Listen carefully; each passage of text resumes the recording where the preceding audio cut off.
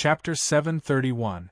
According to the schedule, 2 days after the Banta City bicycle race, the Xinfei Bicycle Championship Banta Station would officially begin.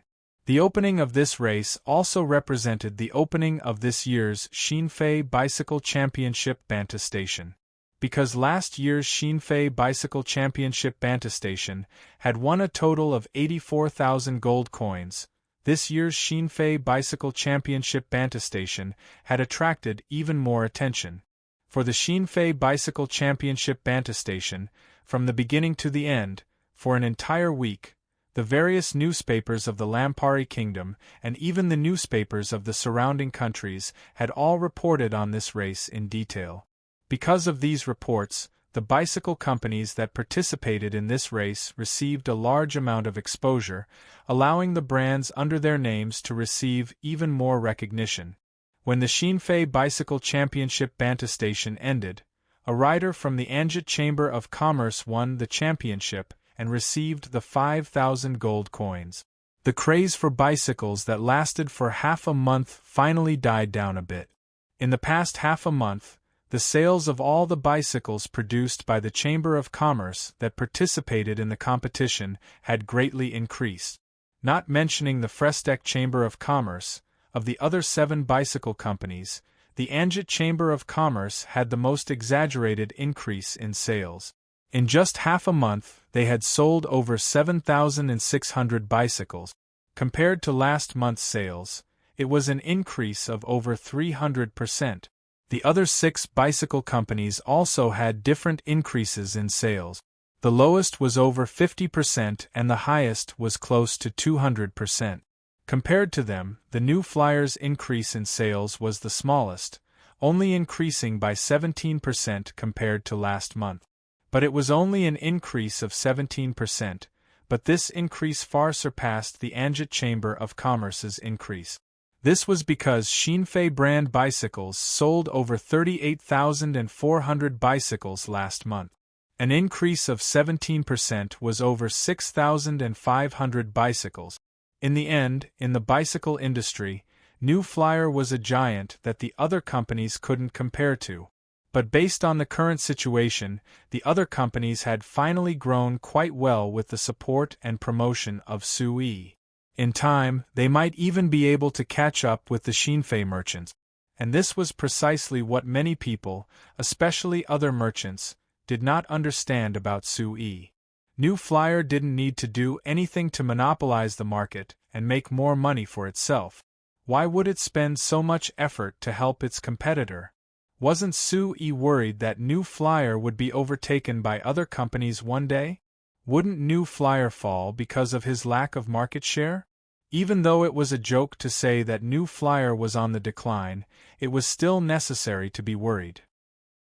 Among these people, President Cruz was the one who was most affected.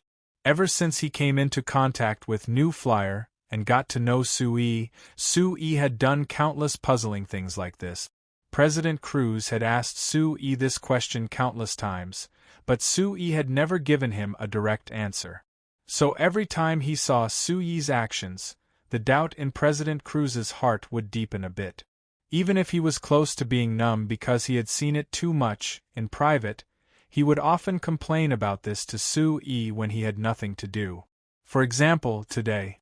"Hey, Sui, seeing the Anjit Chamber of Commerce's bicycle sales, aren't you worried?" President Cruz sat down beside Sui and looked at the situation in front of him, as he asked this to Sui in a relaxed voice. Right now, he and Sui were at the Magic Sedan racetrack that had been built half a year ago outside Banta City. There were over 10 Magic Sedans of different colors and models driving at high speeds in the center of the track, adapting to the track and preparing for the Magic Sedan race that was about to begin. Compared to the Xinfei bicycle race that was widely watched before, this Magic Sedan race was much less watched. Other than the Banta Times and the Lampuri Weekly that had reported on this race, the other newspapers didn't mention it at all. The reason for this was first because the Magic Sedan was too far away for normal people. They couldn't afford it and couldn't touch it, so naturally they didn't care about it. Secondly, it was because Su Yi did this on purpose. Su Yi's first priority was to promote bicycles. He wasn't in a rush to promote the magic sedan. This was because he knew that whether it was the Lampari Kingdom or the surrounding countries, the magic sedan was a high-end thing that normal people couldn't afford to play with at all. At this stage, his main targets were those merchants and nobles who were relatively well off. This was a small circle, so Su Yi didn't need to pay too much attention to promoting it. The merchants and nobles had their own ways of contacting each other, so after a new thing like the magic sedan was released, it didn't take much effort to spread the news in these two circles. In the Lampari Kingdom and the surrounding countries, if a merchant or a noble didn't have a Xinfei brand magic sedan, they would be considered outdated and wouldn't even have the face to leave their homes. Based on this situation, Su Yi wouldn't promote it before the time was right. The magic sedan race that was being held right now was considered an amateur race. Other than giving the young merchants and nobles a place to race, it was also helping to test the performance of the magic sedan. And because Prince Frank was participating in today's race, it wasn't suitable to promote it. So Su Yi didn't even open the race to the public, rather he sealed off the entire venue. Other than allowing close people like Chairman Cruz to come in, no one else was allowed in. Why should I panic? Su Yi turned and looked at Chairman Cruz with a bit of a smile. The Anja Chamber of Commerce's bicycle sales have greatly increased. This is a good thing. I can't be happier. Chairman Cruz rolled his eyes, looking like he already knew that he would respond like this. After pausing, Chairman Cruz reached out to pat Su Yi's shoulder and said with a serious expression, "Su Yi, you have your own plans, I can understand this. But I have to warn you. If you do this in the Lampari Kingdom and the surrounding small countries, there might not be a problem. But if you do this in the Kanla Empire, it's very likely that you'll be swallowed by the people of the Kanla Empire. So, you should be careful." Su Yi took a deep look at him. "Did you hear the news?" Chairman Cruz angrily pointed his lips at the crowd. "The Kanla Empire sent people to contact you. Others might not know, but how could I not know?" Su Yi nodded. This news was only sealed to the public, but it wasn't sealed to everyone, so it wasn't strange that Chairman Cruz received this news. "Then how much do you know?" Su Yi asked. Chairman Cruz shook his head. "Not much. But I've heard that the Kanla Empire's side has given you an excessive request?" Su Yi revealed a faint smile and gave a nod. The Kanla Empire's request wasn't just excessive, it was simply excessive. In the contract manager Mancini gave Su Yi, he actually requested that New Flyer give all the magic sedan production technology to His Highness Frank. Then he requested that New Flyer build a magic sedan production factory in His Highness Frank's territory in the Kanla Empire. Not only did New Flyer have to provide the technology, they also had to provide some production magic machines, as well as train a group of qualified workers. This meant that the Frestec Chamber of Commerce had to help Prince Frank build a factory that could independently produce magic glue cars on his territory. At the same time, they had to provide complete technical support and guarantee. Compared to this, the contract that required the Frestec Chamber of Commerce to build a standard racetrack on His Highness Frank's territory, as well as providing maintenance personnel, it wasn't even worth mentioning. As for what His Highness Frank would give in return, it was clear that there wasn't a single gold coin and there wasn't any material return at all. Even when manager Mancini finished looking over the contract, he looked like this was a gift for Su Yi, so Su Yi had to be grateful for it. Perhaps the only thing that could be considered a return was that manager Mancini said that as long as the Frestec Chamber of Commerce signed the contract and did what they said, His Highness Frank would take care of the Frestec Chamber of Commerce. Su Yi didn't give any opinions on the contract at that time. He just told manager Mancini that he needed some time to consider it. However, when he saw manager Mancini's dissatisfied look, Su Yi had already given the other side a death sentence in his heart. This wasn't called cooperation, this was called licking his boot. Even though Sue could admit that Prince Frank had a noble status and that the new flyer could give up a large portion of the benefits when cooperating with him, all for the sake of smoothly entering the Canla Empire and opening up the huge market that was the Canla Empire, he definitely wouldn't admit that he needed to lick His Highness' boot. If he really did agree to this contract, then in Suyi's eyes, New Flyer would be no different from Prince Frank's dog. Perhaps there were many people on this continent who would love nothing more than to become Prince Frank's dog, but Sue definitely wouldn't accept it. Even though this would block any possibility of entering the Canla Empire through his relationship with Prince Frank, Sue wasn't too disappointed. Through this matter, in addition to what had happened when Russell had visited, Sue had a deeper understanding of the situation within the Canla Empire. This was an incomparably huge empire, but it was a decaying empire that thought too highly of itself and had almost lost all motivation to move forward. In the past, Sue might have placed his hopes on the Canla Empire to revitalize the development of the entire magic machine industry in the signs, allowing the magic machine industry to change the entire continent. But now, he had given up on this idea. The Kandra Empire, in his eyes, there wasn't much difference between the surrounding small countries and the Kandra Empire. A bigger market? It was just a bigger piece of fat meat. Chapter 732. President Cruz and Sue had known each other for so many years, so he naturally knew Sue quite well.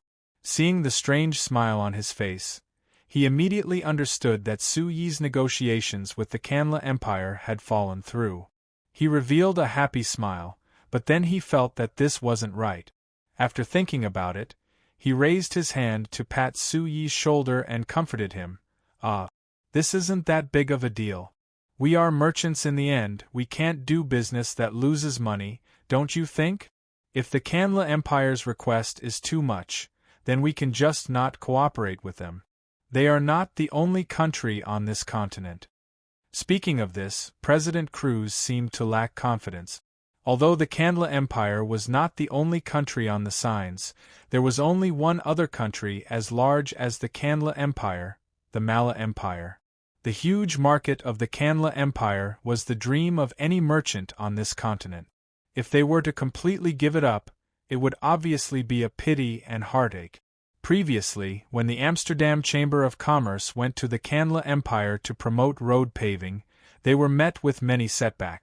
After they returned with no success, President Cruz was so depressed that he did not eat well for several days. From this standpoint, he felt that he could understand the disappointment in Suyi's heart. But Suyi still had a smile on his face and did not look disappointed at all. Seeing President Cruz's sigh, Suyi laughed and shook his head.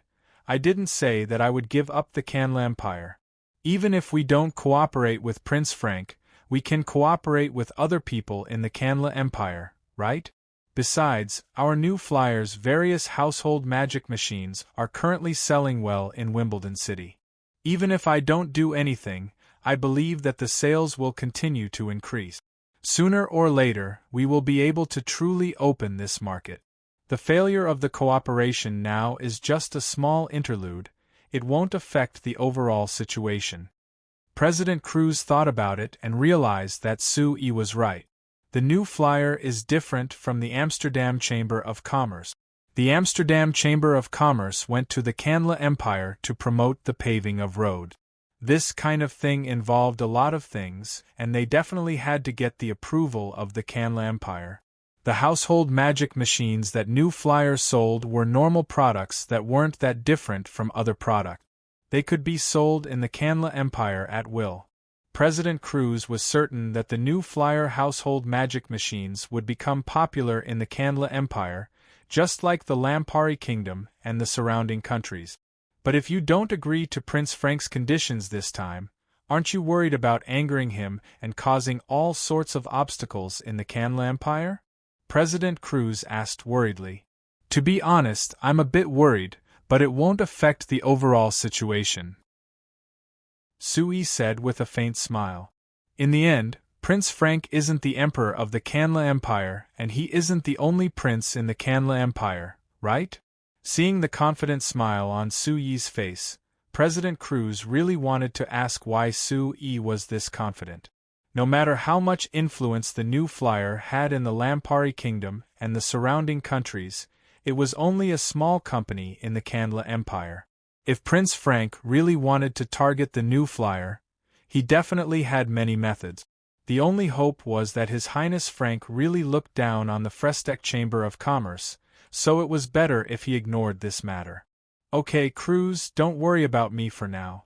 You should think about how to pave roads in the Kandla Empire.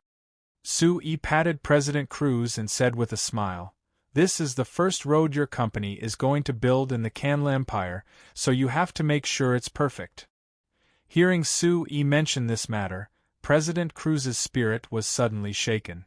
Previously, after being rejected by the Kandla Empire, President Cruz thought that it would be difficult to enter the Kandla Empire to pave roads in the future.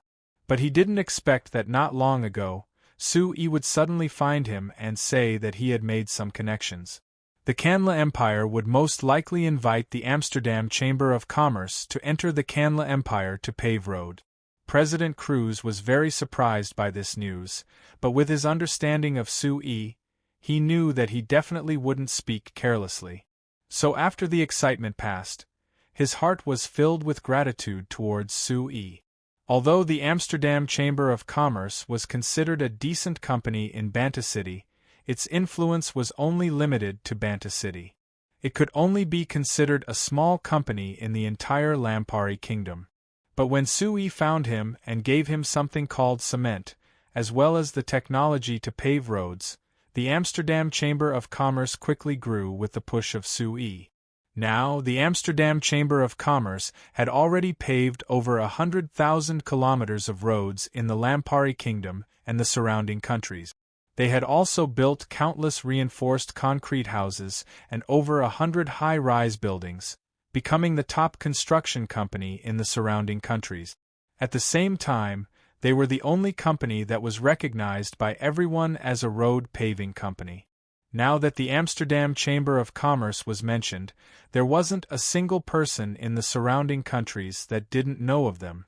In just 5 years, the Amsterdam Chamber of Commerce had gone from a small company in Banta City to a first-class company that had great influence in the surrounding countries. The most important reason why the Amsterdam Chamber of Commerce could develop this much was because of Su Yi and his new flyer. So President Cruz had always treated Su Yi as his most firm ally, supporting his decisions at all times. Now that the Amsterdam Chamber of Commerce had been blocked in the process of entering the Kandla Empire, it was actually Su Yi who opened a path for them. This made President Cruz even more grateful to Su Yi. He believed that as long as they could build this first road, the Kandla Empire would realize the benefits of road. The Kandla Empire definitely wouldn't be able to resist this temptation and would insist on building more road. Thinking of the incomparably large Kandla Empire that was several times larger than all the surrounding countries added together, President Cruz's heart was filled with excitement. If they could monopolize the roads in the Kandla Empire, the Amsterdam Chamber of Commerce would definitely become a first-class company on the continent. Yes, our company will definitely focus all our efforts on paving this road. President Cruz gave a strong nod. I will gather the best people, the best materials, the best logistics, and the best supervision. In short, everything will be the best. I want those guys in the Kandla Empire to see that this road is 10,000 times better than the broken dirt roads they're still using. From President Cruz's impassioned words, Su Yi could easily understand the resentment in President Cruz's heart after being rejected by the Kandla Empire. He couldn't help but laugh. All right, I believe that your company will definitely do a good job. But Cruz, some roads in the Lampari Kingdom have already been damaged, so you can't ignore the follow-up maintenance. For example, there's a section of the Falling Rain Road that's almost completely collapsed. You have to fix it first. President Cruz gave an awkward smile. Of course, the Falling Rain Road is the first road our company built. I was planning on renovating such a memorable road and using this opportunity to advertise it. That's a good idea," Sui said with a nod of praise. Perhaps it was because he had been with Sui for a long time, but President Cruz had learned how to use all opportunities, or even create opportunities to advertise his company. This kind of marketing method was rarely seen in signs, but it was very popular. The two discussed the matter of paving roads in the Kanla Empire for a while. There were 4 faint lights that suddenly appeared in the center of the racetrack. They gathered in the air and formed 4 rectangular screens of light that were around 10 meters long and 6 meters wide. The 4 screens of light were connected to each other, forming a rectangular shape. Each screen was facing one side of the racetrack, ensuring that no matter where one was, one could see the screens. The 4 screens of light flashed and a beautiful tiger girl with a furry tail appeared on the screen. Friends, hello everyone. This is Banta City's Xinfei racetrack. We are currently broadcasting the Xinfei Free Racing Championship for everyone. Everyone can see that we are still in the preparation stage. The image on the screen shook and changed to a view from high up in the sky.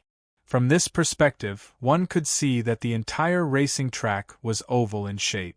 Below the spectator stands was an irregular and winding track. There were magic sedans of various colors running at high speeds on the track, and one could hear the roars of the cars and the sound of the tires rubbing against the ground. After stopping for a while, the image quickly descended and returned to the side of the track, going into close-range mode. That beautiful tiger girl had already arrived beside a pure white magic sedan that was parked on the side of the track. Hello everyone, we've found a contestant who has finished his preparations and is currently resting for the race. I think that everyone should be very familiar with this contestant. He is Pooh. President Cruz had been drinking water while looking at the changes on the screen with a look of surprise. While listening to Su Yi's explanation of the magic illusion projection system, he kept nodding in praise. Now that he suddenly saw the figure on the screen, he couldn't help spitting out a mouthful of water, almost spraying it all over Su Yi's face. Coo. President Cruz coughed for a while before awkwardly grabbing Su Yi's collar. He pointed at the screen in shock and shouted with a look of disbelief, "Hey!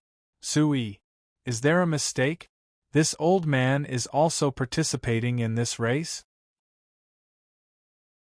Chapter 733. Su-yi curled his lips, looking like he was making a fuss over nothing. What is strange about this? One of grandfather's hobbies is racing cars, don't you know? Chairman Cruz shook his head in a daze. Looking at instructor Carmilla, who was being interviewed by the Tiger Girl daily, he still felt that it was a bit unbelievable. This was an arch-magus. Not to mention the Lampari Kingdom and the surrounding small countries, even in the Kanla Empire and the Mala Empire, arch-magi were peak existences. This kind of important person should be aloof in people's imaginations, like a god that didn't eat the food of mortals. But what was he seeing now? With a head of silver hair, the spirited instructor Carmilla was sitting in the driver's seat of the pure white magic sedan. She was being interviewed in a relaxed manner while skillfully controlling the steering wheel, looking like an old hand. This, although Chairman Cruz had heard Su-yi mention before that instructor Carmilla liked to drive magic sedans, he had never associated the word racing with instructor Carmilla.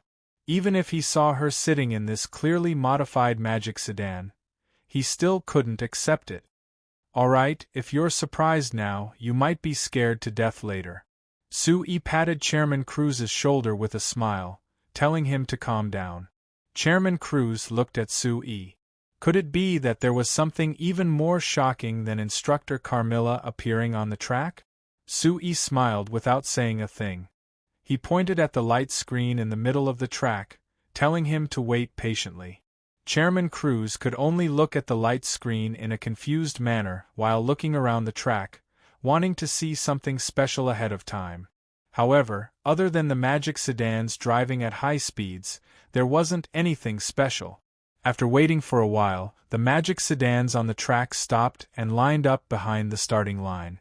The scene on the light screen flashed again, and the tiger girl, Daily, appeared on the light screen again. Hello, everyone. As you can see on the screen, all the cars participating in the race are already on standby behind the starting line.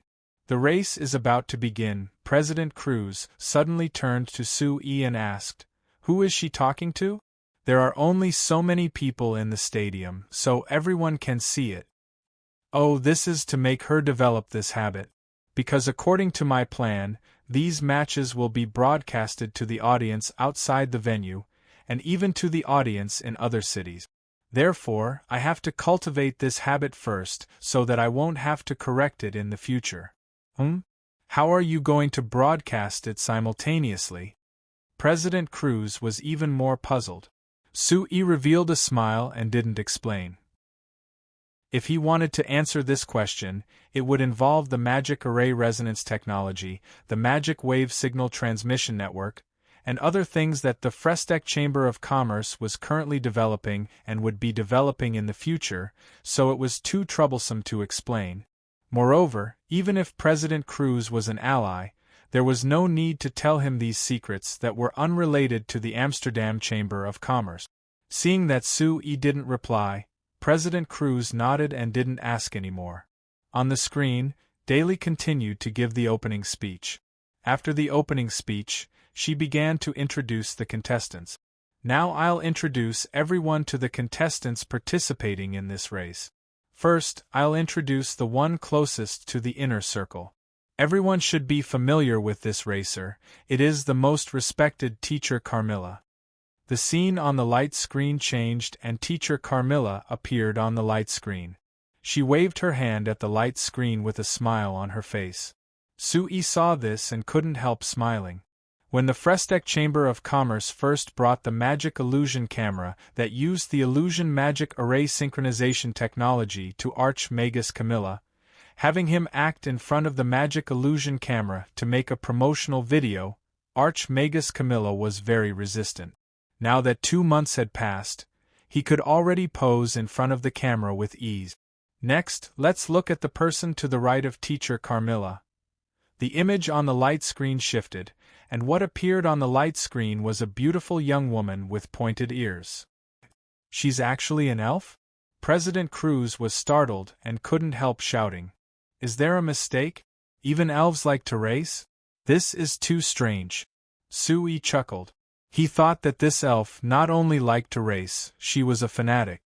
He had always thought that Teacher Carmilla liked to race, but after seeing Elder Lasagna's crazy love for racing, he felt that Teacher Carmilla could only concede defeat. This contestant is Elder Lasagna from the Principality of Constantine's Moon Shadow tribe. Although this is Elder Lasagna's first time participating in this kind of official racing competition, it is said that she often competes with Teacher Carmilla in terms of driving skills, and both sides are evenly matched. Therefore, it can be inferred that Elder Lasagna's racing skills are also very outstanding. Elder Lasagna on the light screen revealed a faint smile, displaying the elegant temperament unique to elves. Coupled with her beautiful appearance, it was impossible to associate her with the intense sport of racing. The scene on the light screen changed to the third person. It was the representative sent by Prince Frank, the thin and weak boy that Sue-E had met before. His name was Harvey Candy. His expression on the light screen was serious as he looked forward. He seemed a bit nervous, but he was also filled with fighting spirit. Sue-E revealed a faint smile and shook his head. It was good that this fellow was confident, but when the race began, it would be good if he wasn't scared by Teacher Carmilla and Elder Lasagna. The 4th to 9th drivers were all nobles of Banta City, including Baron Belil. These fellows were the main force of this race, so Sue-E's race was focused on these people. If it wasn't for the special situation of this race, Sue-E wanted to change all the contestants to people like them. The 10th driver was even more surprising. It was actually a beast man. This was a wolf man who came from the Valar tribe. Since the Valar tribe cooperated with the new flyer, the living conditions of the wolfmen in the tribe had greatly improved. This wolfman had a close relationship with Chief Valar, so he benefited even more. Moreover, he was also very interested in the magic sedan, so he also participated in this race. The 11th rider behind the werewolf was even more surprising. It was actually a dwarf rider. Everyone knew that dwarves were much shorter than humans, so his magic sedan had been specially modified according to his stature, allowing him to drive as he pleased. Sue had personally seen Camby and the other dwarven engineers doing their best to modify this magic sedan. According to what they said, this magic sedan not only carried their dignity as magic mechanical engineers, it also carried the hopes of all the dwarves. If this magic sedan couldn't obtain a good result in the race, it would be embarrassing for them. Seeing the dwarf sitting in the driver's seat with a serious look, Sue couldn't help smiling. Camby's group, didn't they know how much pressure this would give him? Chairman Cruz on the side was already stunned. Just what was going on with this race? Just the fact that Archmagus Camilla had come to participate was already shocking enough, but the beastmen and dwarves had also appeared. The most exaggerated thing was that there was even an elven elder. Other than the halflings that had recently come out of legends, this small race actually gathered all the races on the continent. After introducing the dwarf driver, all the racers were introduced. There were a total of 11 cars and 11 racers. This was the current situation of the race. After all, the magic sedan hadn't been popularized in this world yet, so there weren't many people who had the ability to race. After a while, the Tiger Girl daily announced that everything was ready and the race was about to begin. After a while, there was a 10-digit countdown that appeared on the light screen. 10, 9, 8, 3, 2, 1. When the large begin word appeared on the light screen, the 11 magic sedans on the track began to roar at the same time. Suyi's expression changed slightly. This was a magic sedan that used the fire magic engine. This was because of the innate limitations of the wind magic engine. But when he heard the giant fire magic engines roar from the fire magic engine being activated, he thought of a problem. In order to pursue speed, the new flyer's main research was focused on the fire magic engine, causing the wind magic engine's development to stagnate. But compared to this, even if the fire magic engine gave the magic sedan an advantage in terms of speed, it consumed several times more energy than the wind magic engine. Moreover, the fire magic engine was very noisy, so the magic sedan with the fire magic engine was much louder than the magic sedan with the wind magic engine. So the wind magic engine also had strong advantages. Not to mention that after the wind magic engine was developed, it was possible to increase its speed. For most normal people, they didn't need to be that fast. It was enough to reach 100 to 150 kilometers per hour. According to Suyi's calculations on the wind magic engine, this was a number that could be reached. Thinking of this, Sue suddenly found that there was a problem with his research on the magic engine. It wasn't a problem to strengthen the development of the fire magic engine, because it wasn't just used in the magic sedans. It would also be used in the magic boats, the magic airships, and the large passenger and transport magic cars, but they couldn't ignore the development of the wind magic engine. Perhaps the wind magic engine had many limitations in other fields, but in the civilian world, it had great potential. Chapter 734. While Sue was thinking about the new flyer's future plans, the race had already reached its most tense moment. In the beginning, other than the dwarf Murloc's magic sedan charging out first, the others were about the same. But after 2 laps, there was a gap that began to appear. Archmagus Camilla and Elder Lysania's race cars were far in the lead. Other than their outstanding driving skills, the more important reason was that they were crazy enough. Other people would always subconsciously dodge when there was a possibility of a collision, but the two of them only cared about continuing to charge forward without any scruples. This clearly came from their confidence in their own strength, knowing that they wouldn't be threatened. The others, on the other hand, didn't have the same confidence. As a result, the others could only obediently make way for them, allowing them to rush to the front. But other than these two, the other 9 racers weren't that different. Prince Frank's representative Harvey Candy was in the middle. He wasn't outstanding, but he wasn't behind. He could only be considered average. This performance naturally made Manager Mancini and the others watching from the stands dissatisfied, but in Su Yi's eyes, this was already considered outstanding. It had to be known that even Prince Frank had only come into contact with the magic sedan a few months ago, so this Harvey Candy had only been in contact with it for a short time. To be able to have such high driving skills in such a short period of time, being able to keep pace with Baron Belil, who wanted to live in the magic sedan all day, it could be considered very incredible. However, Harvey Candy was obviously not satisfied with his performance. There were several times when he tried to overtake them through the bends. There were times when he succeeded, but there were times when he was overtaken by his opponent. After several laps, he was still in the middle of the pack. According to this trend, when the race ended, he would still be in this position and it wouldn't be possible for him to change. Su Yi looked over the field before looking at Manager Mancini sitting in the distance with a serious expression. If Harvey Candy lost in the end, Manager Mancini's face would probably turn ugly. Very soon, the race came to the final lap. Seeing that the outcome had been decided, Su Yi stood up and walked over to Manager Mancini. Manager Mancini, my apologies for the lack of hospitality we've shown you these past few days. After the competition is over, I would like to invite you to my private manor as a guest for lunch. Seeing the smile on Su Yi's face, Mancini frowned slightly. Chairman Su, is this a farewell banquet? Are you trying to chase me away? It had been 5 days since his first contact with Su Yi, but Su Yi had not given any clear answer to the agreement. No matter how stupid Mancini was, he knew that Su Yi was actually rejecting him. The only reason he didn't say it out loud was because he didn't want to refuse in person and embarrass Manager Mancini. Su Yi looked up to the sky and laughed. Sir Steward, you misunderstand.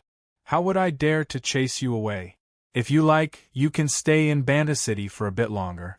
I think that Count will definitely welcome you.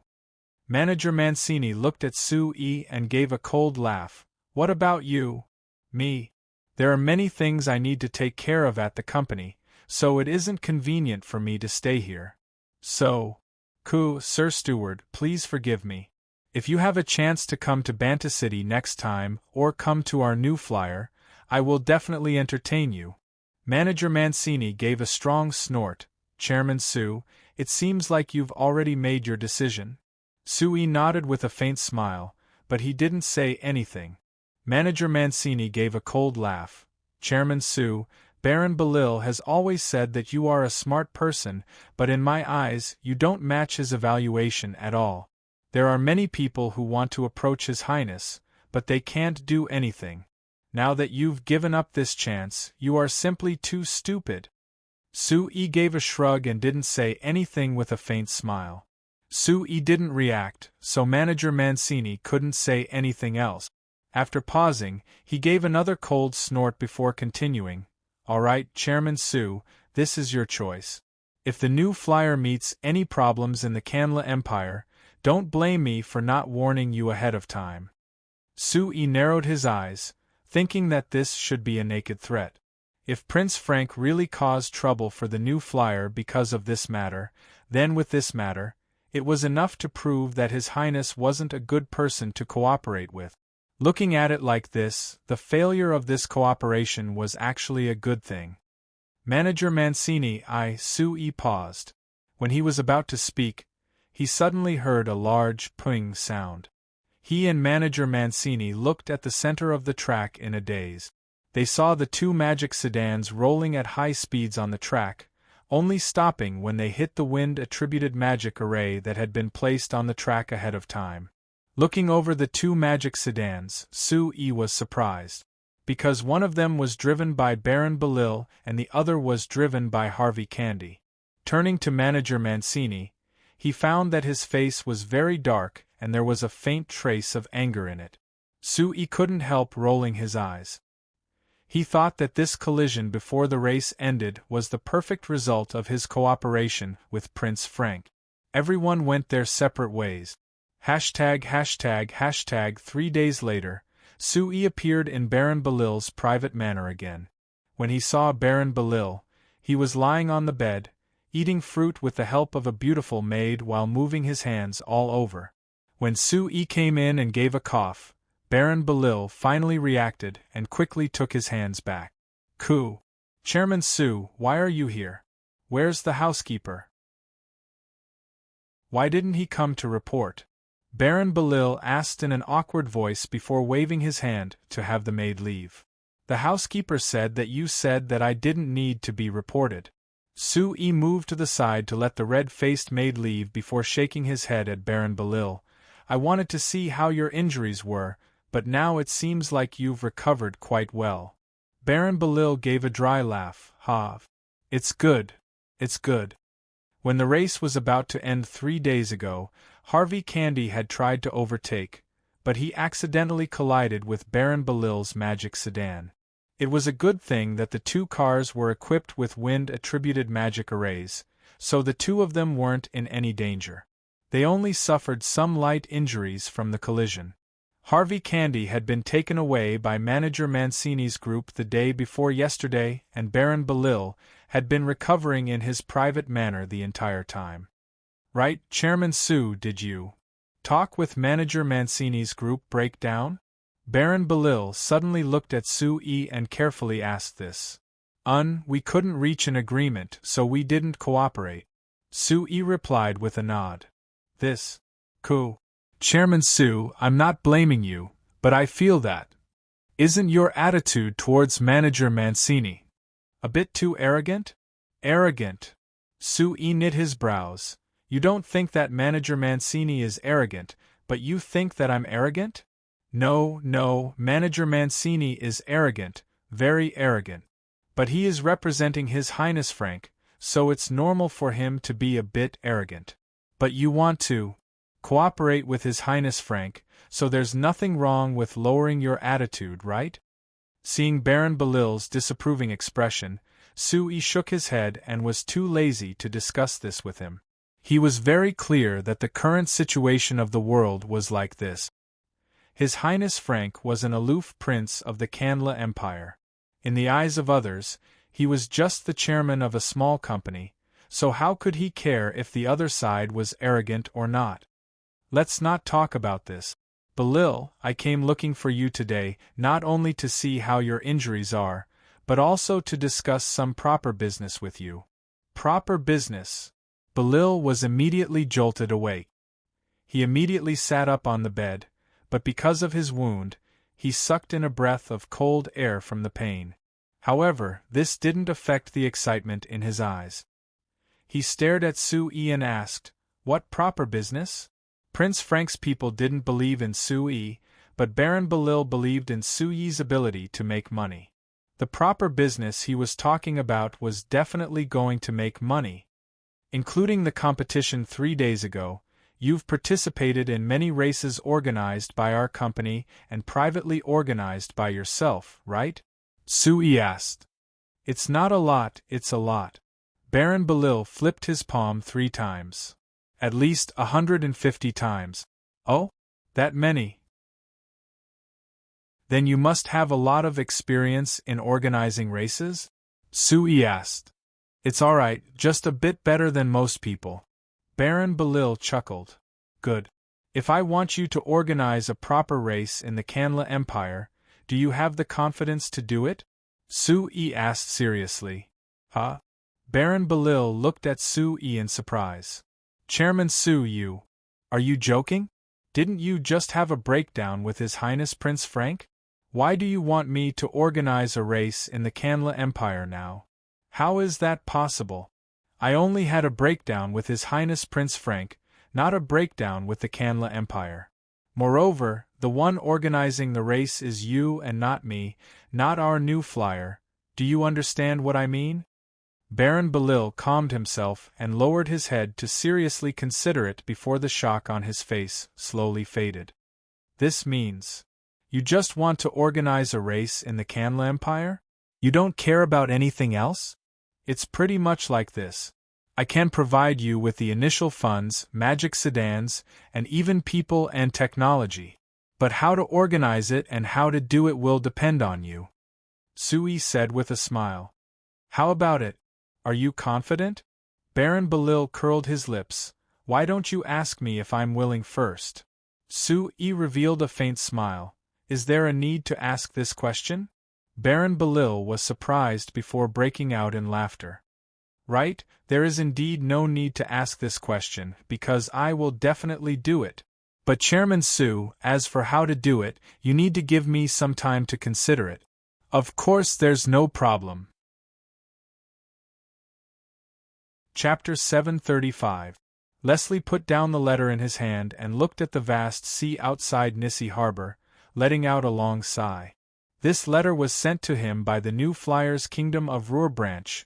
It came from Sui. It was a personal letter and didn't contain any official matters. In his heart, other than some daily greetings from Sui to Leslie, the most important thing was that Baron Belil was about to head to the Canla Empire to organize a series of racing events. After hearing this news from the letter, Leslie felt like a large stone had fallen from his heart, and he felt much more relaxed. Since the Stag family had been defeated in the Lampari Kingdom's civil war, the entire family was close to extinction. Other than Leslie, there was only Baron Belil and 2 other normal-looking juniors left. In this kind of cruel battle, the side that won wouldn't leave any descendants for the Stag family, but one, Her Majesty 70 was kind enough, and the second, which was the main reason, was Sui's request. Because of Sui, Her Majesty 70 went against everyone's wishes and left a few seeds for the Stag family, ensuring that the Stag family's bloodline didn't end because of this. It was because of this that Leslie felt grateful towards Her Majesty 70 and Sui. He was willing to accept Sui as the commander of the New Flyers Guard fleet and even used some of the Stag family's remaining resources to help build the Guard fleet as soon as possible. This was also out of gratitude. As for Baron Belil, because of his relationship with the Stag family, him being able to live in the Lampuri Kingdom was already Her Majesty 70's grace. As for him being able to live a better life with Sui's help and the Frestek Chamber of Commerce's joint venture factory, that was even better than before, which was even more unexpected.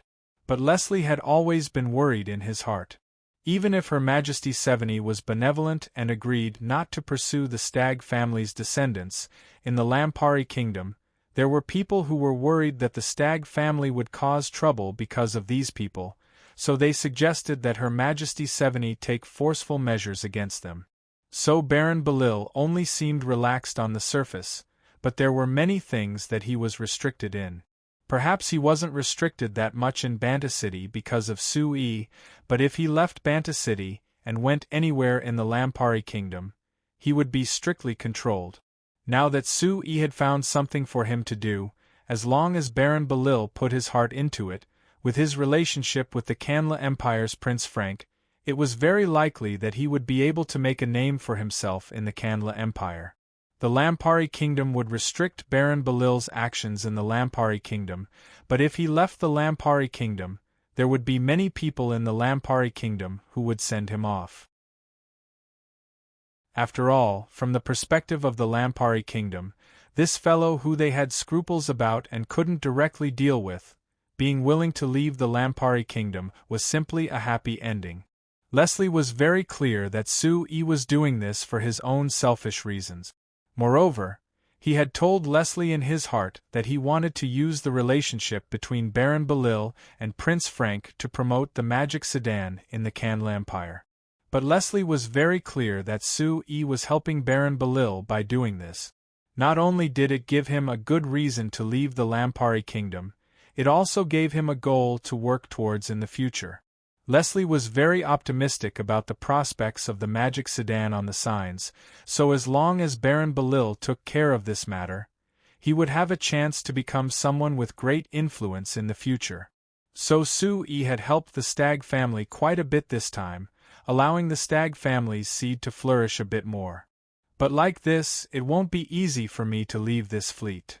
Leslie suddenly gave a bitter laugh and shook his head. The more help he received from Sue, the heavier the responsibility in Leslie's heart became. He had wanted to help Sue build this guard fleet to gain experience on the sea before building his own fleet in the future, but now it was very hard for him to easily leave. Even if he didn't mention repaying Sue, just based on this guard fleet, Leslie's heart was already filled with deep feelings for it. It had only been a year since this guard fleet had been established, but whether it was during the initial preparation and training phase or when they went out to sea, Leslie had always been with the fleet and had never left. During this time, the new Flyer Guard fleet had swept through the southern seas of the Signs, experiencing countless battles and defeating countless pirate groups. Even if these battles were very easy, through these battles, everyone in the fleet was firmly connected, and Leslie wasn't an exception. Leslie was already used to this kind of life. If he suddenly left this fleet and this kind of life, he was very unwilling. All right. Just let me stay a bit longer. When the guard fleet is a bit stronger and can control the southern seas, that fellow Sue should be able to develop the magic boat. There shouldn't be any problems if I leave at that time. Leslie looked at the vast sea in front of him and secretly made a decision in his heart.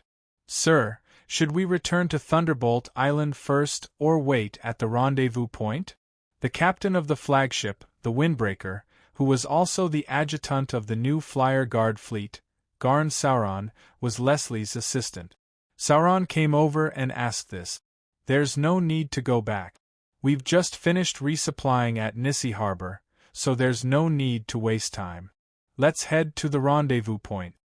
Leslie replied without turning back. Yes. Garn?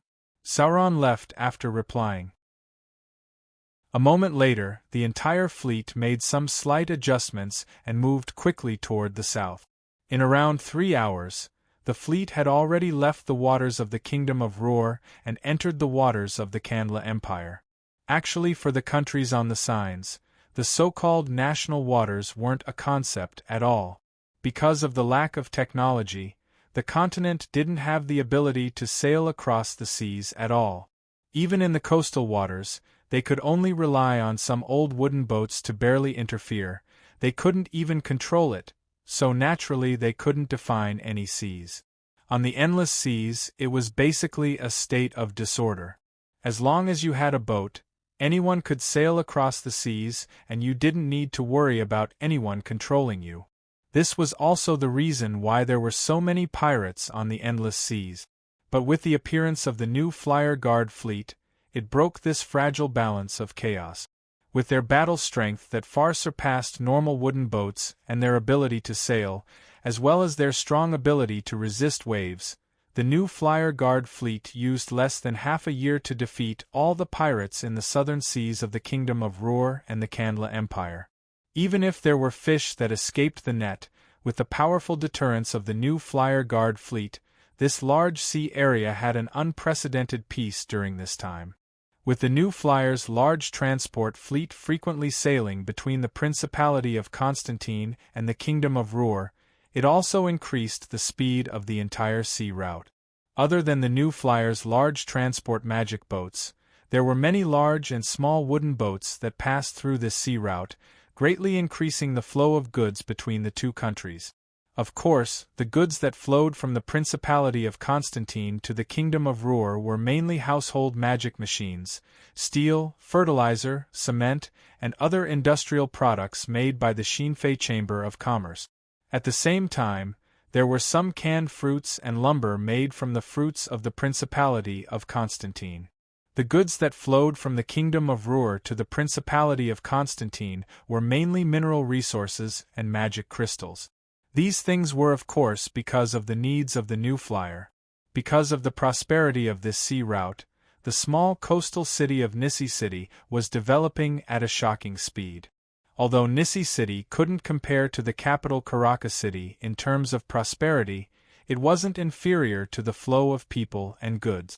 The New Flyers Guard fleet had to rely on the transport fleet led by Narvel before, but now that the New Flyer had signed a contract with the Kingdom of Ruhr, they could receive all kinds of supplies from Nissi City. 3 days ago, Leslie led the fleet into Nissi City's harbor, coming here for the monthly supply and also to give his subordinates a vacation. These fellows had been on the sea for a long time, so they needed to relax. Now that the supplies were over and they had left Nissi City, the guard fleet had to follow their orders and head to the designated location to complete their mission. This mission was very simple. It was to meet up with the New Flyers' second transport fleet in the Canla Empire's seas and escort the second transport fleet to the southern seas of the Canla Empire, establishing the first stage of the sea bases on 3 islands. It seemed very simple, but Leslie, who had been active in the southern seas of the Canla Empire for half a year, was very clear that this mission was very troublesome. If they didn't handle it well, all their efforts in the southern seas of the Canla Empire would be wasted. However, the more serious the problem was, the happier Leslie was. If he bullied those pirates who couldn't resist, how could he display his value? How could he repay the help Sue-E gave him and the Stag family faster? Chapter 736. After entering the southern seas of the Canla Empire for around 4 hours, the guard fleet stopped at an island that was around 5-6 square kilometers in size. This island didn't have any mineral resources or any other resources worth mentioning, so it wasn't the target of the guard fleet at first. But 2 months ago, Sue-E had changed the sea strategy of the New Flyer. He was planning to build a chain of islands on the endless seas, connecting all the islands with resources and bringing them under his control. So for this island that didn't have any resources, but was suitable for building a base, it was also included in the scope of his investigation. There were countless islands like this in the southern seas of the Canla Empire, so it was impossible to build a base on all these islands. After comparing all sides, Sue-E finally decided on this island and the 2 islands that were around 100 and 200 kilometers away from here as the first target according to Leslie's report. Although the New Flyer Guard fleet was already very active in the southern seas of the Canla Empire, strictly speaking, building a base on these 3 islands would mean that the New Flyer had officially entered the seas of the Canla Empire. Although the countries of the continent didn't have a clear concept of their seas, this place was only 100 kilometers away from the coast of the Canla Empire, so it could be considered under the control of the Canla Empire's navy. The New Flyer didn't notify the Canla Empire and built a base on these 3 islands, so it was hard to predict what kind of reaction the Canla Empire would have. After the guard fleet stopped near the island, it wasn't that they had nothing to do. They had several dozen small magic speedboats with over 100 sailors on board, transporting some of the construction materials they bought from Nissi Harbor to the island and building a simple residence on the coast. After around 2 hours, before this simple residence was finished, there was a giant magic ship that was glowing silver in the sun that came from the sea to the west. Leslie led the guard fleet forward and saw the Frestec Chamber of Commerce's transport fleet's manager Narvel on the faraway, large transport magic ship that had just been built last month. The 2 of them didn't exchange too many pleasantries as they simply handed over their work.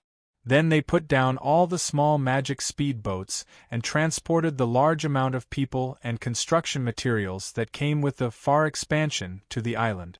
These people weren't just people from the New Flyer, there were also construction workers from the Amsterdam Chamber of Commerce. These people's only goal in coming here was to build a harbor on this island.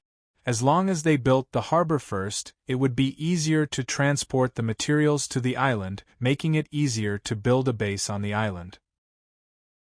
Similar island bases had already been built on the southern seas of the Kingdom of Ruhr, so there was no need for Narvel and Leslie to give any orders. Whether it was the Amsterdam Chamber of Commerce or the New Flyers people, they were all very familiar with the initial construction. There was a row of simple houses that were quickly built on the coast, and then the first batch of construction workers from the Amsterdam Chamber of Commerce brought their daily necessities in. According to the plan, starting tomorrow, they would stay on this island for at least 3 months until they finished building the harbor and the island base. Then they would enter the next phase according to the situation. After staying on an originally uninhabited island for so long, and having to work hard every day, the living environment was naturally extremely harsh. However, whether it was the construction workers from the Amsterdam Chamber of Commerce or the people from the New Flyer, there wasn't a single person who had a look of resentment. Rather, they were all very enthusiastic with smiles on their faces. Working here was a bit hard, but they could at least get a salary of 30 gold coins a month. Because they were working in a rush, there was quite a bit of overtime. Adding in the overtime, they could even get 50 gold coins a month. Just this was a large amount of money. Not to mention that other than this, the New Flyer gave them all kinds of subsidies. For example, because the southern seas were very hot, they would give them 3 gold coins a month as a high-temperature subsidy. At the same time, because the living conditions here weren't good and the work was hard, they would give them 5 gold coins a month as a nutrition subsidy. Adding in some other subsidies, if they converted it to money each month, it would be at least 10 gold coins. With this kind of shocking treatment, no matter how hard the work was, what did it count for? Hey, Narvel, do you see that? This is the benefit of having money. Leslie looked at the workers working on the island and shrugged as he spoke to Narvel beside him. As long as we give them enough money, I think they're willing to sell their lives to the company. It's not that hard to use money to buy a life. Narvel glanced at Leslie. Leslie glanced at Leslie. On Karaska Island 5 years ago, as long as you took out 10 gold coins, you could buy a life on the island. Leslie looked at Narvel and was speechless. He knew that Narvel came from Karaska Island and knew that Karaska Island used to be called the Island of Pirates. The island was filled with criminals, so it wasn't strange to buy a life for 10 gold coins. But now that he heard Narvel say it himself, he felt that it was very strange. If it wasn't for Chairman Sue and the New Flyer changing the lives on the island, the current Karaska Island wouldn't be any different from before. Narvel suddenly gave a soft sigh as he spoke in an emotional voice. Actually, not to mention Karaska Island 5 years ago, even now, if you take 10 gold coins to any other country on the continent, you can easily buy a life. Leslie was silent for a bit before giving a soft nod. After staying in New Flyer for a long time, it gave him an illusion that the lives of the people around him had become very good. Everyone didn't have to worry about food and clothing, and this world was much better than before. But in reality, other than the places affected by the Shinfei Chamber of Commerce, even in the surrounding countries, there were still some places where people couldn't even solve the most basic problem of food and clothing. As for the entire signs, there were also countless places where countless people were still suffering from starvation and living in hardship. Leslie had advised Sue E before that he didn't need to work so hard and that he should learn to enjoy life, but he had been rejected by Sue E. Leslie had thought that Sue E was simply a workaholic and didn't know how to enjoy life at all.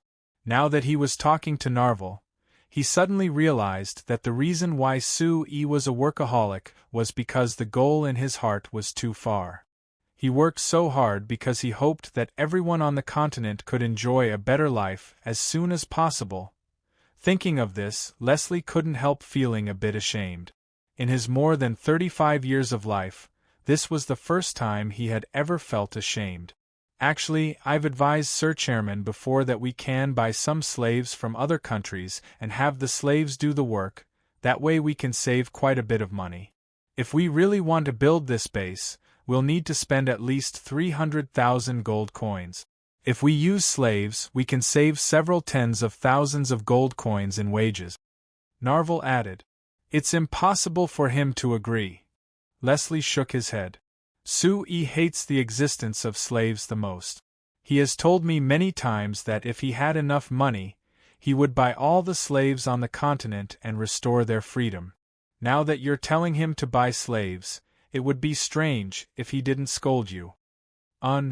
Although Sir Chairman hasn't directly scolded me, I can see that he is very angry, so I won't mention this matter in front of him again. Narvel nodded. But Sir Leslie, I've always been considering a problem. What problem? It's not a problem that our Frestec Chamber of Commerce doesn't use slaves as workers, but if the other companies use large amounts of slaves, their labor costs will be much lower than ours, so their things will be much cheaper than ours. Right now, because the quality and performance of our company's things are much better than the other companies, this isn't a problem. But in the future, if the quality and performance of the other companies isn't bad, then our company will face a large problem. Leslie was a bit surprised. It was like meeting Narvel for the first time as he looked over him. How did you think of this problem? When I was in Nissi Harbor, I met the chairman of a magic machine company in the Kingdom of Ruhr. His company had bought some slaves as workers, and he had bragged in front of me before. After that, I kept thinking about this problem, and the more I thought about it, the more serious it was. Sir Leslie, you have a good relationship with Sir Chairman, can you remind him of this? Leslie knit his brows. After thinking about it, he slowly shook his head. I'm afraid it's no use. Sue-E is a person who sticks to his principles. I remember that when New Flyer was just built, I sent a group of my slaves to work in his factory. At that time, his attitude towards these slaves was different from others. I think that if it wasn't for the fact that he wasn't strong enough, he would have bought those slaves from me and given them back their freedom. This was Narvel's first time hearing about New Flyer being built. He couldn't help opening his eyes wide and focusing on Leslie, afraid that he would miss a single word. Then look at it now, in the entire New Flyer, there are close to 100,000 workers, but there isn't a single slave. Even the 2 slave maids by his side have been given back their freedom. He is even pushing a bill in the Principality of Constantine, planning on getting rid of all slaves in the Principality of Constantine. Do you think that he would accept hiring slaves as workers? Narvel was silent for a bit before shaking his head with a bitter smile. Then what do we do? If Sir Chairman isn't willing to use slaves, our company will be at a disadvantage compared to other companies in this aspect. How do we solve this problem? Leslie paused for a bit before suddenly breaking out in laughter. He forcefully patted Narvel's shoulder and said, "All right, if you can think of this problem, how could Sue-E not have thought of it? The 2 of us have been discussing and worrying for a while, but perhaps Sue-E already has a solution in his heart. I've already known this fellow for 6 years, and I've never seen him stumped by a problem. So let's not worry here." Narvel tilted his head to think before nodding with a faint smile. "That's right. Sir Chairman doesn't need us to worry, we just need to believe in him and do as he says." Chapter 737. The peaceful days of building the island base didn't continue. The change finally occurred 3 days after Narvel left with the large transport magic ship. "Sir Leslie, we've found the Canla Empire's fleet 10 kilometers to the northwest. Based on the direction, they should be heading this way." Hearing the report from his subordinate, Leslie considered it and didn't do anything else. He just had the ships of the guard fleet prepare to fight and silently wait for the Canla Empire's fleet to arrive. This was a situation that they had already expected. They had to be in the southern seas of the Canla Empire. If the Canla Empire's navy didn't receive any news after all these days and didn't react at all, it meant that the Canla Empire's navy wasn't a problem at all. As it turned out, although their reaction was still a little slow, they still made the expected reaction. For the New Flyer, if they wanted to establish a foothold in these seas, they had to face the Canla Empire's navy. The guard fleet could run, but the island couldn't. After around half an hour, the fleet with the aura of the Canla Empire appeared on the northwest seas. When he saw this fleet, the stone in Leslie's heart fell down. This fleet only had around 30 ships, and there were only 2 Thunderclap-grade Royal warships. Compared to the Third Fleet that the New Flyers Guard fleet had met the Kanla Empire's Royal Fleet the first time, it was much worse. The Kanla Empire's navy had clearly received the news and had a certain understanding of the strength of the New Flyers Guard fleet, but they only sent such a small fleet. Unless their commander was an idiot, they definitely weren't prepared to clash with the New Flyers Guard fleet. As expected, when Leslie let them approach, the Kanla Empire's fleet stopped when they were 1,000 meters away from the New Flyers Guard fleet. Only the Thunderclap-grade Royal warship at the front came over. This Thunder-class Royal Navy warship approached while waving flag signals through the observation tower on the mast above. Although every sea region in the Endless Ocean had a slightly different flag language, there were some flag languages that could be used. For example, the flag signal of the Thunderbolt-class Royal Navy warship was very simple and clear. It was a sign of peace and friendliness, indicating that there would be no conflict. Leslie put down the binoculars and ordered his flagship to move forward. The 2 ships moved side by side in the middle of the sea between the 2 fleets, and the sides of the 2 ships approached each other in a parallel state.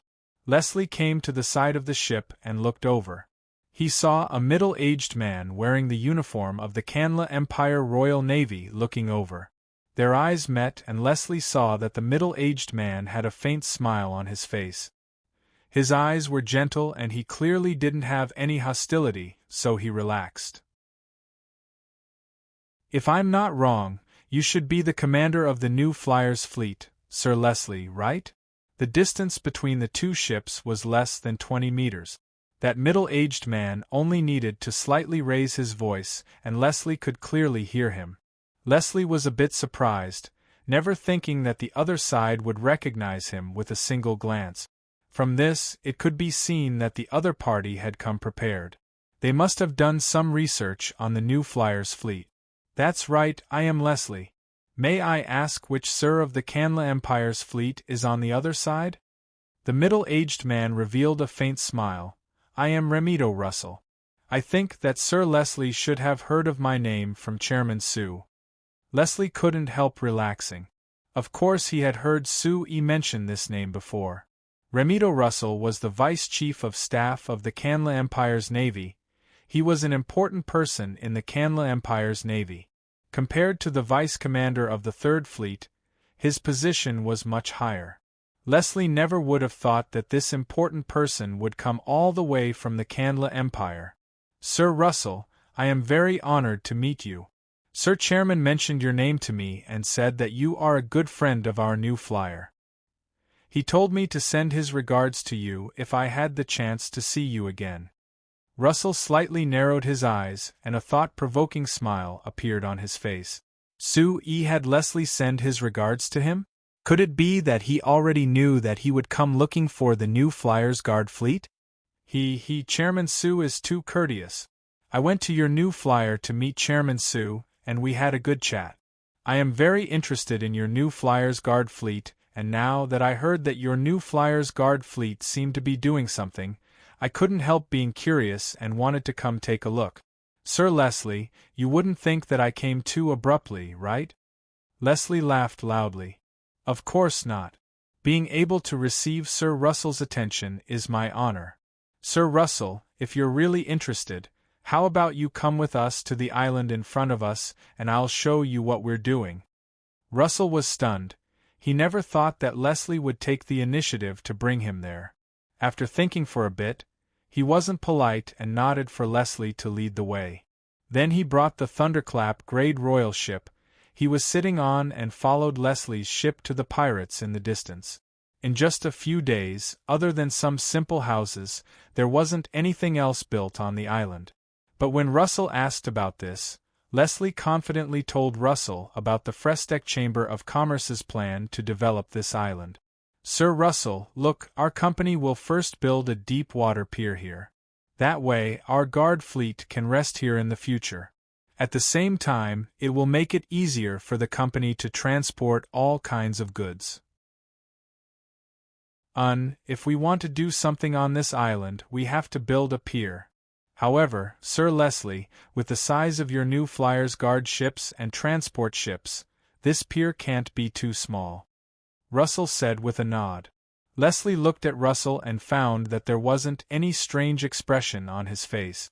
It was like he was having a normal conversation with him. This made him feel a bit strange. Normally speaking, this sea area was to the south of the Canla Empire. For the Canla Empire that considered itself a large empire, this sea area was like their back garden. Now that the new flyer had come here with the intention of taking over this island, with the Canla Empire's style, they should have directly chased the new flyer away. However, Russell didn't have any intentions of doing this. It was like he was silently agreeing with the new flyer's actions. Thinking of this, Leslie couldn't help secretly being surprised. It was no wonder Sue-E was so confident in developing the islands in this area. Could it be that when he met Russell last time, he had secretly reached an agreement? But if it really was like this, why didn't he tell him? There weren't many things on the island, so naturally there wasn't much to see. In less than half an hour, Russell had already finished his tour of the island and finished listening to Leslie's explanation. But of course, Russell didn't turn around and leave. Instead, after chatting with Leslie for a bit, he gave a meaningful look to his subordinates, and they left. Leslie immediately understood and nodded to the subordinates beside him. When all his subordinates left, Russell looked at Leslie again. After thinking for a bit, he said with a serious expression, "Sir Leslie, everyone here is an understanding person, so I won't waste words. I came this time to ask your new Flyers Guard fleet for help." "Help?" Leslie was a bit surprised. "Sir Russell, please speak. If there is anything you can use our guard fleet for, we will definitely do our best." Russell nodded and continued, "According to the information from various sources, your new Flyers Guard fleet is very strong on the sea. It just so happens that our Empire's navy, we've met a bit of trouble and need some help. If you're willing to help, I can represent the Empire's navy to give your new Flyers Guard fleet a bit of autonomy in this sea area. For example, I can act like I don't know about this island. Do you understand what I mean?" Leslie took a deep look at Russell, but he wasn't in a rush to reply. He didn't believe that the Canla Empire's navy would meet a problem they couldn't solve and would need to ask the new Flyers Guard fleet for help. Even if the new Flyers Guard fleet was very strong, with the strength of the Canla Empire's navy, what kind of problem could they not solve in this sea area? But Russell had specifically asked the new Flyers Guard fleet for help and even gave a very tempting condition.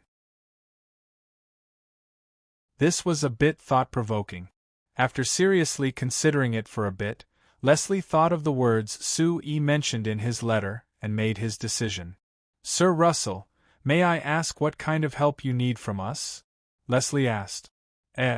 According to the latest information we received, there are many pirate groups in the nearby seas, and it's said that they came from the eastern seas. Our Navy's fleet has been a bit difficult to deal with these pirates, and it's hard to completely eliminate them, so we need to borrow the strength of your new Flyers Guard fleet. According to what I know, your new Flyers Guard fleet has always spared no effort in fighting pirates, so I think there's a possibility of us working together." Russell explained. "Working together to fight pirates?" Leslie was a bit surprised, but he understood after thinking about it. This was right. If it wasn't for working together to fight pirates, why would the powerful Canla Empire's navy come to work with the company's guard fleet? After thinking about it, Leslie said with a nod, "All right. Sir Russell, I represent the new Flyers Guard fleet, and I'm willing to work with the Empire's navy to fight the pirates in the nearby seas. We'll do our best to restore peace in this sea area." Russell nodded with a faint smile, but his eyes turned to the new Flyers Guard ships that were reflecting silver light. His eyes sparkled, and it was unknown what he was thinking. Chapter 738. What was happening in the southern seas of the Canla Empire several thousand kilometers away didn't affect the Principality of Constantine and the new flyer.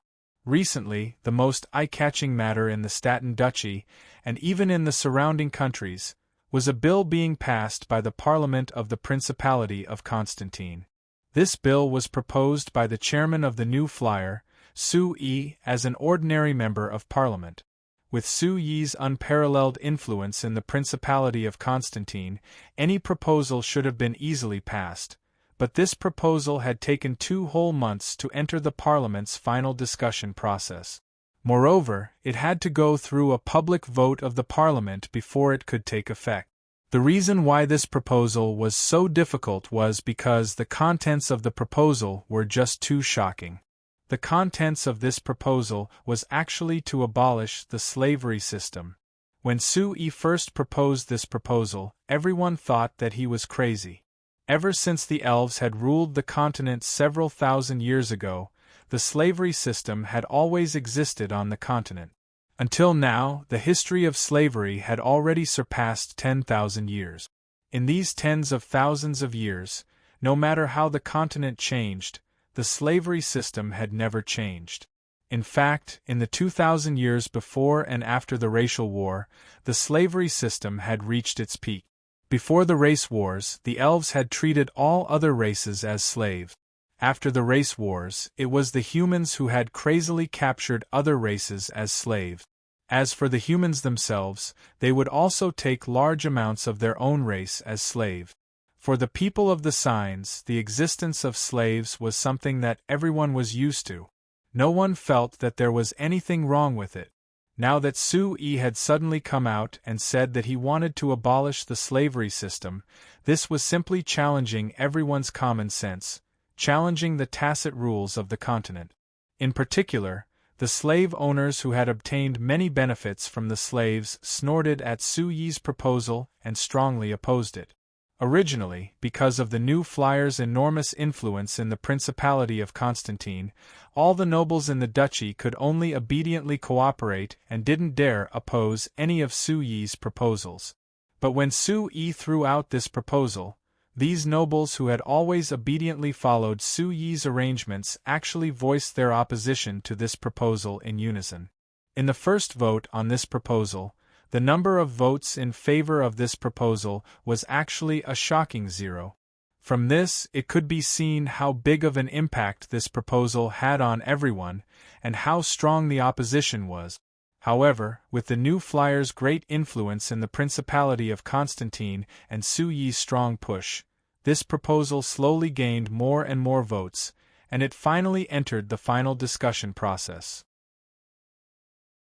And today was the day that the Stantine Duchy's Parliament would be discussing this proposal. As long as this proposal passed today, it meant that the Principality of Constantine would truly abolish the slavery system from today onwards. According to incomplete statistics, the number of slaves in the Principality of Constantine now totaled between 160,000 to 170,000. Once the slavery system was abolished, these 160,000 slaves would become ordinary citizens, and the social impact would undoubtedly be enormous. Therefore, whether this proposal passed or not could be said to cause the entire Principality of Constantine to fall into great turmoil. In the eyes of many, this wasn't a good thing. Why would I strongly advocate for the abolition of the slavery system? Su Yi smiled as he looked at Baron Hannes, who was sitting opposite him, and slowly shook his head. Of course it's not, because I'm like a saint and can't bear to see the slaves suffer, so I want to abolish this system and free them. You can't completely deny this point, can you? Based on your attitude towards the slaves under you, it can be seen that you have a very gentle attitude towards them. Baron Hannes kept asking. Although today was the day that the Principality of Constantine's Congress would discuss Su Yi's proposal to abolish the slavery system, because this matter attracted too much attention, the surrounding countries had sent people to pay attention to this matter. There were countless newspapers that focused on this matter, intending to report on it. The Congress's final discussion would begin in the afternoon, so in the morning, Su Yi held a press conference and accepted questions from the various newspapers. At this press conference there were reporters from the Lampari Kingdom, the Kingdom of Ruhr, the Drake Duchy, the Mirando Duchy, the Norton Duchy, and all the surrounding countries. Even the Sac Kingdom had sent 3 newspapers to report on this matter.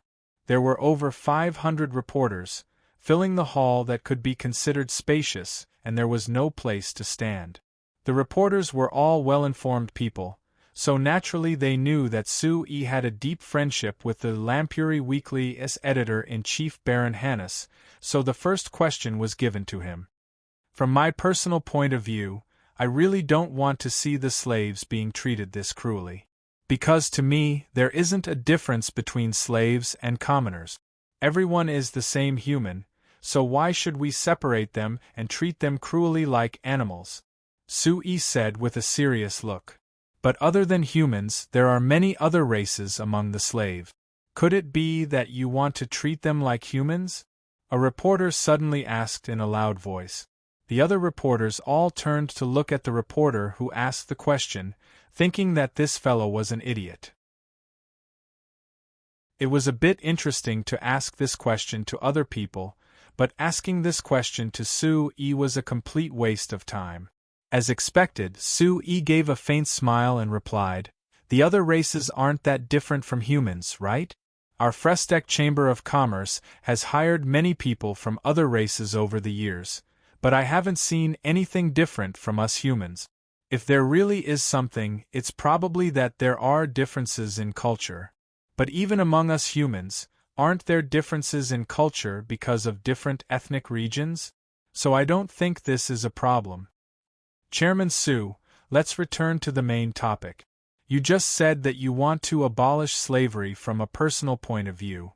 But you are the New Flyers chairman after all. You are someone that everyone knows has a strong influence. For you to raise this proposal, it's impossible that it's completely from your personal point of view, right? Another reporter asked. Of course. Sui didn't hesitate at all as he nodded in acknowledgement. Of course this proposal is also from my overall point of view. Chairman Su, I am a reporter from the Kingdom of Ruhr. Before I came here, I heard a piece of news. In our Kingdom of Ruhr, there is a Chamber of Commerce that specializes in making magic lamps. Because they use all slave workers, the cost of the magic lamps they produce is lower, and the price is much lower than your Shinfei brand magic lamp. They are very popular in our Kingdom of Ruhr. You are now proposing to abolish slavery. Is it because you feel threatened by this Chamber of Commerce? Another reporter in the crowd asked loudly. The expressions of all the reporters in the audience changed. This was the first time many of them heard this news. If this was true, then the reason Sui proposed this proposal was intriguing. Sui glanced at the reporter and asked, "You are talking about the Sanchi Chamber of Commerce in Rio City, right?" The reporter stared blankly for a moment and didn't answer. Obviously, he agreed. Sui smiled and continued, "First of all, my proposal is only aimed at the Principality of Constantine. Even if this proposal is passed, it won't affect the Kingdom of Ruhr. If the Sanchi Chamber of Commerce wants to continue using slave workers, there will be no problem. It won't be affected in any way." The audience nodded in unison. The Principality of Constantine was actually only a small country. It was far from being comparable to the Kingdom of Ruhr. If it wasn't for the new flyer being here and this proposal being too shocking, perhaps not many people would pay much attention to the policies of such a small country. Secondly, the magic lamps produced by the Sanchi Chamber of Commerce did not pass the quality inspection of the Kingdom of Ruhr's Magic Industry Management Department, but they chose to sell them privately. This is a serious violation of the Kingdom of Ruhr's Magic Industry Management Department's regulations.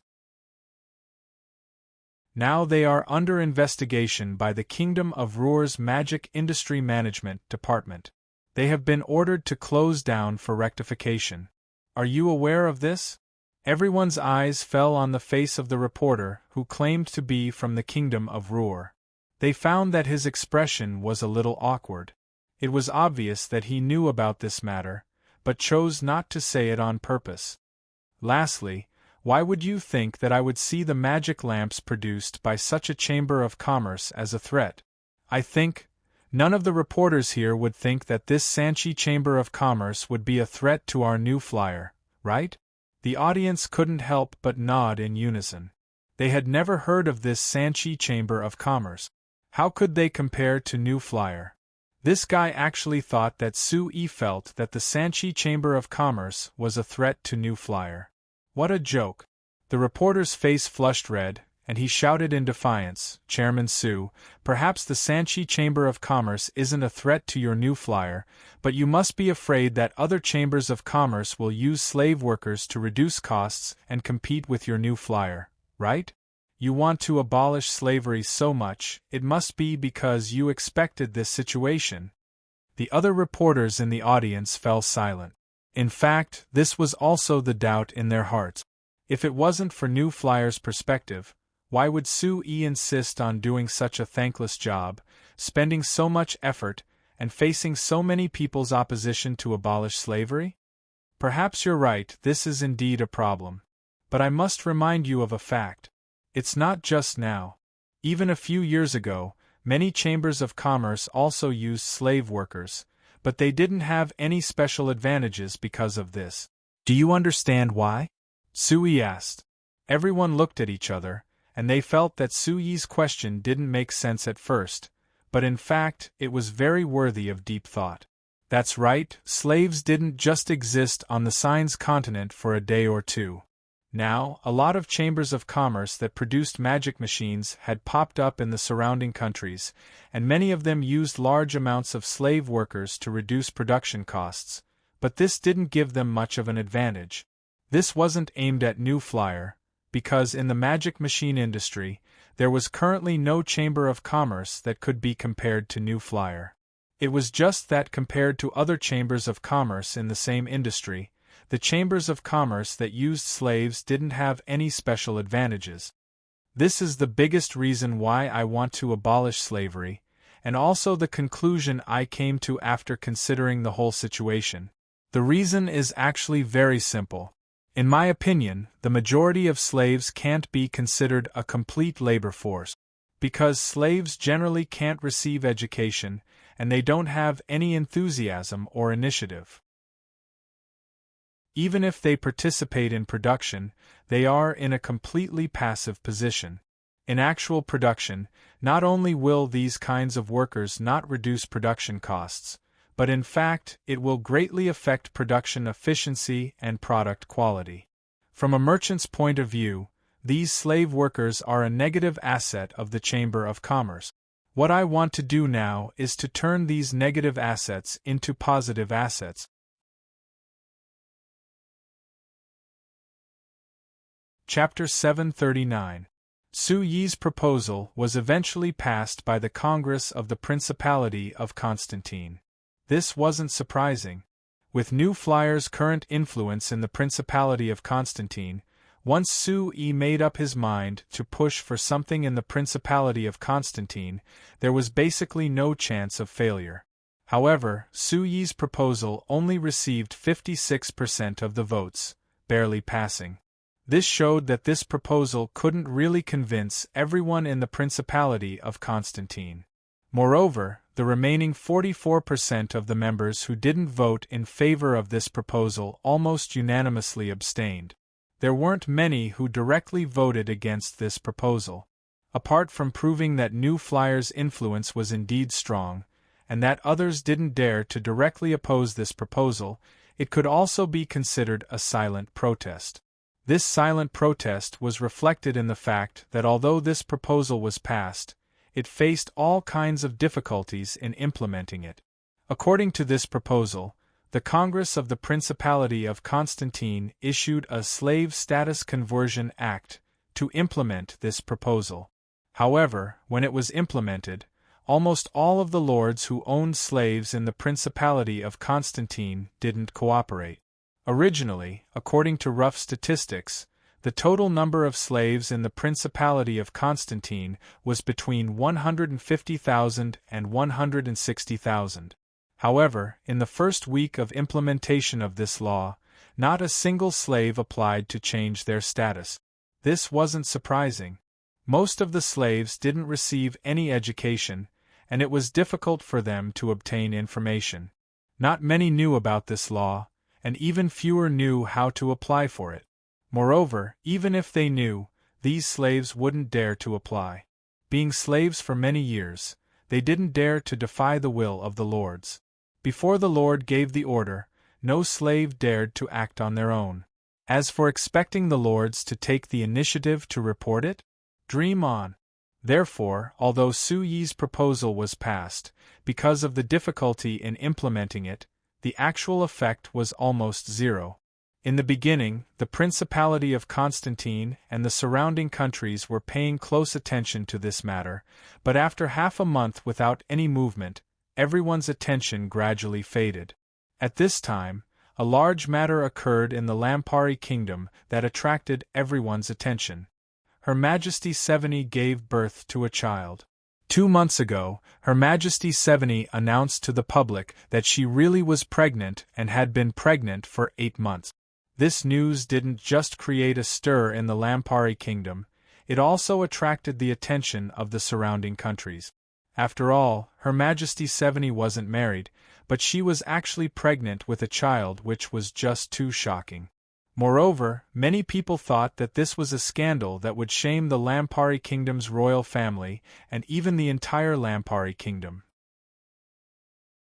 But in these 2 months, Her Majesty Seveni didn't hide this matter at all and openly appeared in front of everyone. Adding in the fact that the Lampari kingdom's newspapers did their best to explain for Her Majesty, everyone gradually forgot that this was a scandal and began to sincerely congratulate her. After all, Her Majesty Seveni's child would definitely be the next successor to the throne, so there was no meaning in continuing this scandal. After 2 months, Her Majesty Seveni was already 10 months pregnant. So half a month ago, there was a wave of attention in the Lampari kingdom about this child that was about to be born. Everyone was discussing this child that hadn't been born yet, guessing if it was a boy or a girl. There were even many casinos that set up bets on this. Now that this child was finally born, it instantly attracted everyone's attention. According to the news released by the royal palace, Her Majesty Seveni had given birth to a prince. The birth process was very smooth and Her Majesty and His Highness had both passed safely. The entire Lampari kingdom was filled with joy. Since Her Majesty Seveni took the throne, the Lampari kingdom's internal situation had stabilized and its economy had developed quickly. The lives of the citizens had clearly improved and the country's overall strength had greatly increased. Even the Sak kingdom that had suppressed the Lampari kingdom in the past had to lower their heads in front of the Lampari kingdom. Everyone loved and respected Her Majesty, who was able to let the majority of people live a good life, and who also had an outstanding appearance and a benevolent and broad-minded heart. Now that she had given birth to her child, naturally everyone was filled with joy. People were worried that Her Majesty wasn't that interested in her marriage and that the problem of the kingdom's successor was very serious, but they never thought that Her Majesty would secretly give birth to a child. Now that this child had been born, the Lampari kingdom had welcomed its next successor. It was like a large stone had been lifted from everyone's hearts and they felt much calmer. Under the influence of these emotions, even if there were people who had questions in their hearts, it didn't affect the overall situation. Anyway, the child was already born and everyone was certain that this was Her Majesty's child, so what did it matter who his father was? Including Su Yi, he also had the same idea. "Hey, Seveni, this child really looks like you." Su Yi carefully held the baby in his hand, looking at his large forehead and high nose as he spoke with a smile. "I think this kid will definitely be a handsome man when he grows up. Even if we don't count his status as a prince, he will definitely attract a bunch of young girls." Seveni revealed a faint smile. She looked at Su Yi before looking at the baby in Su Yi's arms, and a complicated look appeared in her eyes as she said with a sigh, "Being a prince isn't necessarily a good thing. When he grows up, perhaps it will bring him even more trouble. Sui laughed. That will depend on how you teach him. Since he is the prince of the Lampari kingdom, he can't escape the responsibility he has to bear. You should properly guide him and not use this responsibility as pressure, rather it should be motivation. It's easy for you to say. Seveni couldn't help rolling her eyes at Sui. What about your family's Freya? Didn't you recognize her as your only successor the moment she was born? How did you teach her to turn pressure into motivation? Tell me about it. Sui said with a shrug. I didn't care that much. I just let her play however she wanted. Seveni was surprised. How can that be? She is your only successor. She will inherit the new flyer in the future. If you don't train her from a young age, how can she take on such an important responsibility in the future? She won't take it if she can't take it. Sui replied with a relaxed look. I just want her to be my successor, not the Frestek Chamber of Commerce's successor. The leader of the new flyer needs to have enough ability. If she doesn't have enough ability and isn't suited to being the leader, then she shouldn't be the leader. Otherwise, it won't be a good thing for her and the new flyer. Seveni looked at Sui with a bit of disbelief. Could it be that you're planning on giving up on the new flyer? There isn't any connection, right? My meaning is that Freya is Freya and the new flyer is the new flyer. If she is interested and has the ability to take over the new flyer, then of course I will support her. But if she doesn't have the ability or isn't interested, then I will support her doing what she likes to do. Compared to the new flyer, I care more about her being happy. Seveni looked at Sui for a while before slowly shaking her head with a sigh. This is the difference between you and me. You can let go of the new flyer, but I can't let go of the Lampari kingdom. Sitting on the throne, there are many things that I can't control. Seveni turned to look out the window with a slightly bleak expression. If I could choose again, I would rather not be the king. Sui was silent. Although it was easy for him to say, the new flyer was the culmination of all his hard work.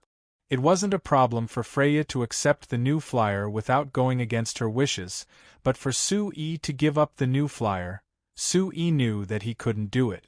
The Lampari kingdom to Seveni was countless times more important than the new flyer to Sui. The Lampuri family had established the Lampari kingdom for several hundred years, and with the hard work of many ancestors, the Lampari kingdom had been maintained until now. If Seveni wanted to give it up now, it was equal to giving up all the hard work of her ancestors. Not to mention that she couldn't do it, countless people in the Lampari kingdom wouldn't allow her to do this. And Seveni's child, since he was born, he had already shouldered this heavy responsibility. When Seveni grew old in the future, he would inherit the Lampari kingdom and continue to fight for the throne. There was no possibility of giving it up. Thinking of this, Sui looked at the baby in his embrace with a trace of pity. Pitiful little fellow, having to shoulder such a heavy responsibility after being born, I wonder if you'll be happy. Sui reached out to touch the little fellow's face, but he found that he was smiling. There was a funny smile on that round little face which made Sui unable to help feeling happy. Turning to look at Seveni, who was still looking out the window thinking about something, Sui felt that the atmosphere was too heavy. With a thought, he raised the baby in his hand and deliberately raised his voice. Hey, Seveni, although Freya is 4 years older than this little fellow, I don't think it's a big problem. What do you think? How about we get the two of them engaged now? Seveni suddenly turned her head and sharply said, No! Sui was stunned. He was just joking, so why did Seveni have such a strong reaction? Chapter 740. The two looked at each other for a bit before Seveni reacted. Her reaction was a bit too intense, and she couldn't help looking a bit awkward. No. Don't misunderstand. Sui, it isn't that I don't like Freya, I just feel that the two of them aren't suited. Sui doubtfully looked at Seveni, not believing her explanation. Of course he wouldn't misunderstand that 70 didn't like Freya, but 70's reaction was just too abnormal, which made him feel a bit strange. Feeling Su Yi's doubtful gaze, 70's expression became even more awkward. She opened her mouth, but she didn't explain further. After pausing, she changed the topic. Su Yi, how is the abolition of slavery going in the Principality of Constantine? This topic change was too stiff. Even Su Yi was stunned before reacting. He took a deep look at 70 before taking a deep breath and giving up on pursuing this. 70's child's origin was very strange, and she wasn't willing to announce who the father was. It was clear that she had something she couldn't say. As a friend, Su Yi naturally couldn't force her to tell him the secret she wanted to keep. It's not going well. The lords of the duchy aren't willing to turn their slaves into citizens. They feel that they will lose their slaves and suffer a loss for no reason. That is certain. 70 nodded. 70 nodded, Su Yi, actually. I also feel that your method this time is too strange. Su Yi looked at 70's hesitant appearance and thought that she must be thinking that he was crazy, but she didn't say it. Slaves have existed on the continent for a long time, and you want to abolish them. This is equal to challenging the order of the continent. The lords with slaves definitely won't agree to this idea of yours. You can forcefully implement this in the Principality of Constantine, but if it was the Lampari Kingdom, this proposal definitely wouldn't pass the kingdom's parliament. What if you were the one to implement it? Su Yi tried asking. Then the best outcome for our Lampuri family is to give up the throne, 70 said with a serious look. Su Yi thought for a moment and nodded silently. Actually, Su Yi, you probably know the consequences of doing this, right? Otherwise, your actions in the Principality of Constantine wouldn't be so anticlimactic. You don't seem like someone who only does half the work. 70 asked. Su Yi chuckled. Yes, I've received a lot of pressure and opposition, so I've decided to postpone it. There's no hurry. 70 slightly knit her brows. So I'm even more confused. Why did you do this? You clearly know that this matter is extremely difficult and won't benefit New Flyer, so why are you still pushing this matter despite the opposition of so many people? No, this matter is quite beneficial to New Flyer. Su Yi shook his head. 70, have you seen the report in the Lampuri Weekly? The one written by Baron Hannes. It's the report that you proposed releasing slaves to free up productivity? I've seen it, and I've seen it more than once. 70 said. I admit that your words are very reasonable. Hiring slaves as workers doesn't give you the best efficiency, and it might even affect the quality of the product. But since the slaves couldn't achieve good results when they were doing complicated work, they could just let them do simple work. No matter what, slaves don't need to be paid a salary, right? Even you don't understand my meaning. It's impossible for others to understand. Su Yi shook his head and said with a sigh, all of you don't understand one thing. Slaves are no different from livestock to you, they don't have any special value. But to me, they are still living people. Since they are people, they have the most basic talent for learning. So even if they are slaves, they have the possibility of increasing their abilities and can't be treated like livestock. You mean, you're planning on letting them know the identities of the slaves and letting them receive training, turning them into skilled workers? 70 asked in surprise. 70 asked in surprise. Is it worth investing this much in slaves? Why isn't it worth it? Su Yi asked back. 70, let me ask you a question. How many people are there in the Lampari Kingdom right now? 70 was surprised. She never thought that Su Yi would suddenly change the topic. After thinking about it, she replied, I did a count when I took the throne and the total population was around 6,400,000 people. These people don't include slaves, right? Yes. Slaves aren't considered commoners, so they aren't included in the count.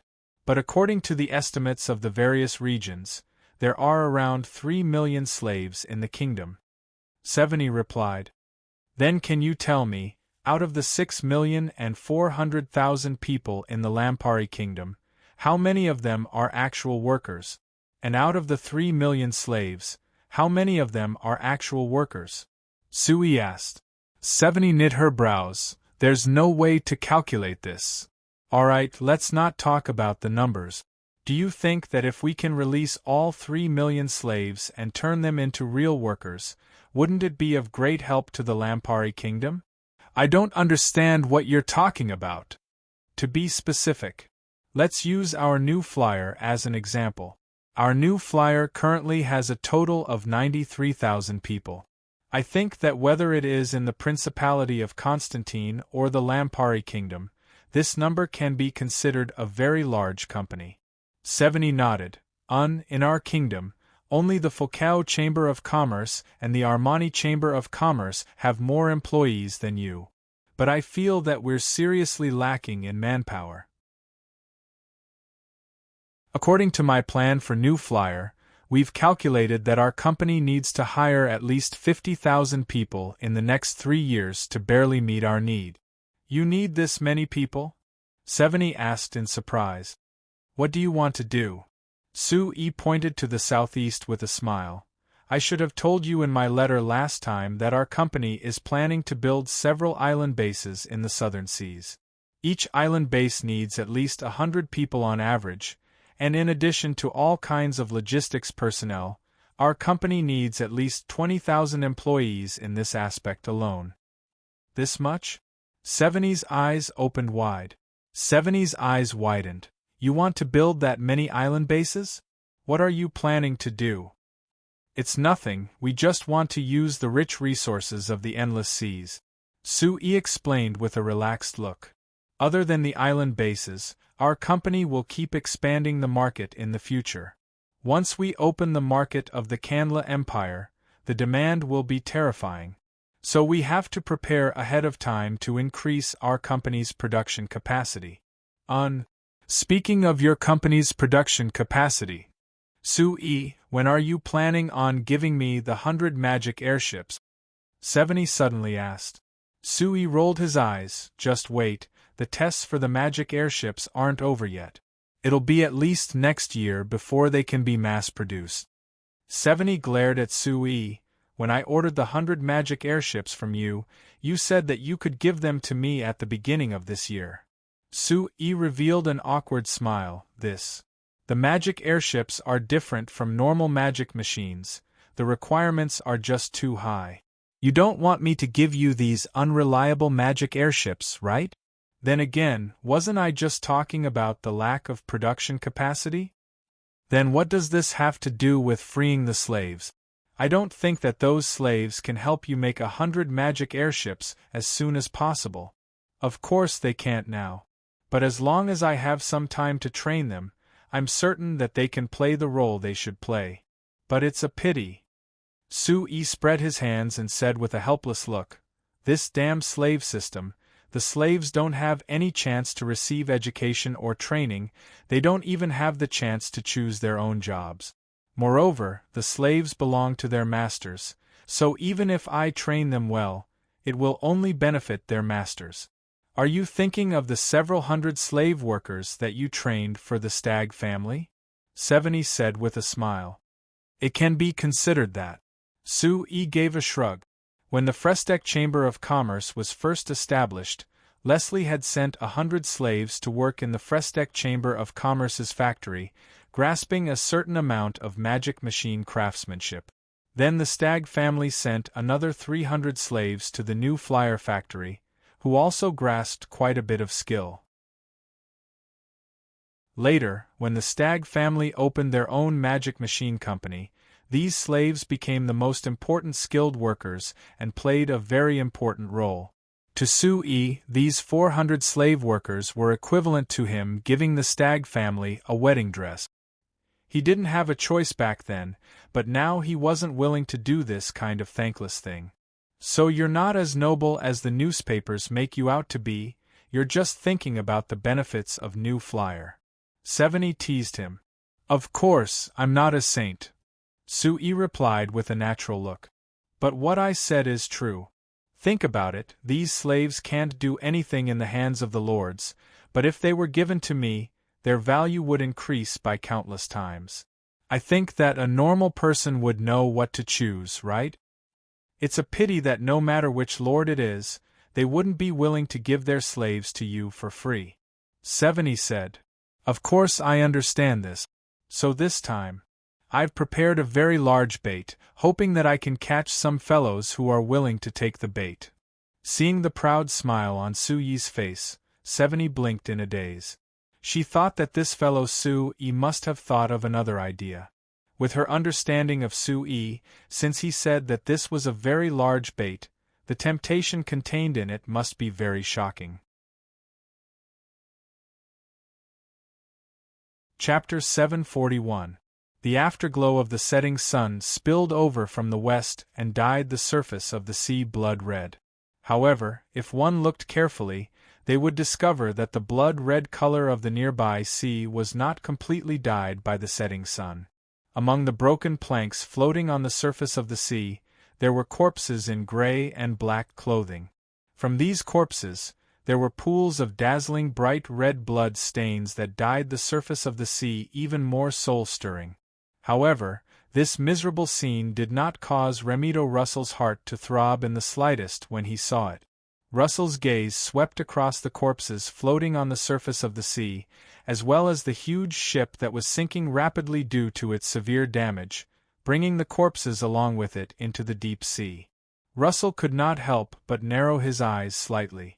This was the 17th day since he led the Kanla Empire's Third Fleet and the New Flyers' escort fleet to cooperate. The group of pirates they encountered today was the 13th group of pirates they encountered in these 17 days. Just like when they encountered the 12 groups of pirates before, there was no need for the Kanla Empire's naval fleet to take action. When they discovered the traces of these pirates, the New Flyers' escort fleet immediately launched a fierce offensive. When they were still a full kilometer away from these pirate ships, they had already completely destroyed these pirate ships. These pitiful pirates did not even touch the New Flyers' escort fleet from beginning to end before they were all blasted into the sea. Apart from some pirates who reacted quickly and fled the battlefield on small boats, the rest of the pirates were not spared. They all fell into the deep sea. The fate that awaited them was either falling into the mouth of a shark or drowning. Russell did not have any pity for these pirates, but every time he saw the fierce offensive of the New Flyers' escort fleet with his own eyes, he could not help but feel the veins on his forehead throbbing.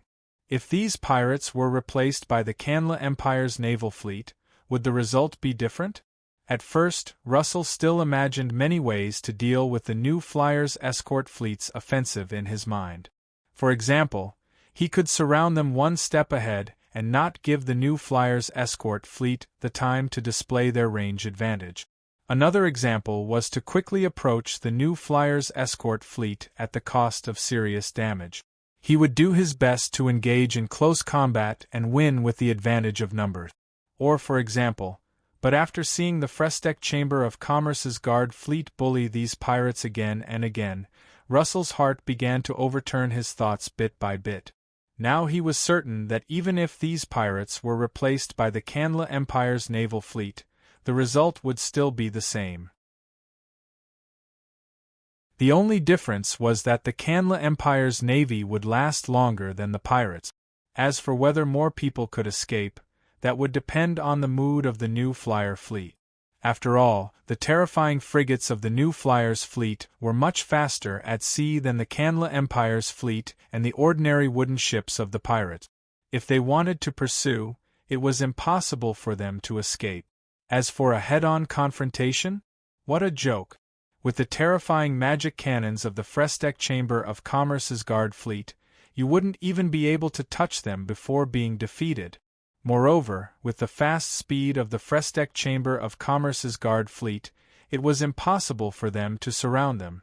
So Russell and the New Flyer guard fleet worked together for 17 days and thought about it for 17 days.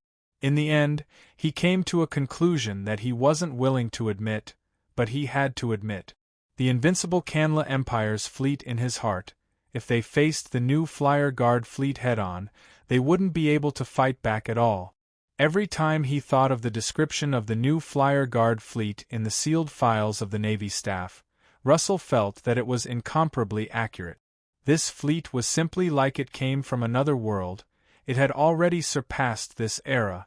After turning to order his fleet and the Fresteck Chamber of Commerce's Guard fleet to clean up the battlefield, Russell had his flagship approach the Fresteck Chamber of Commerce's Guard fleet's flagship. Then he changed to a small boat and boarded the Fresteck Chamber of Commerce's Guard fleet's flagship. Although they had cooperated for half a month in name, this was Russell's first time boarding a new Flyer Guard ship. From the perspective of a spectator, he already felt that this Guard ship was incomparably large.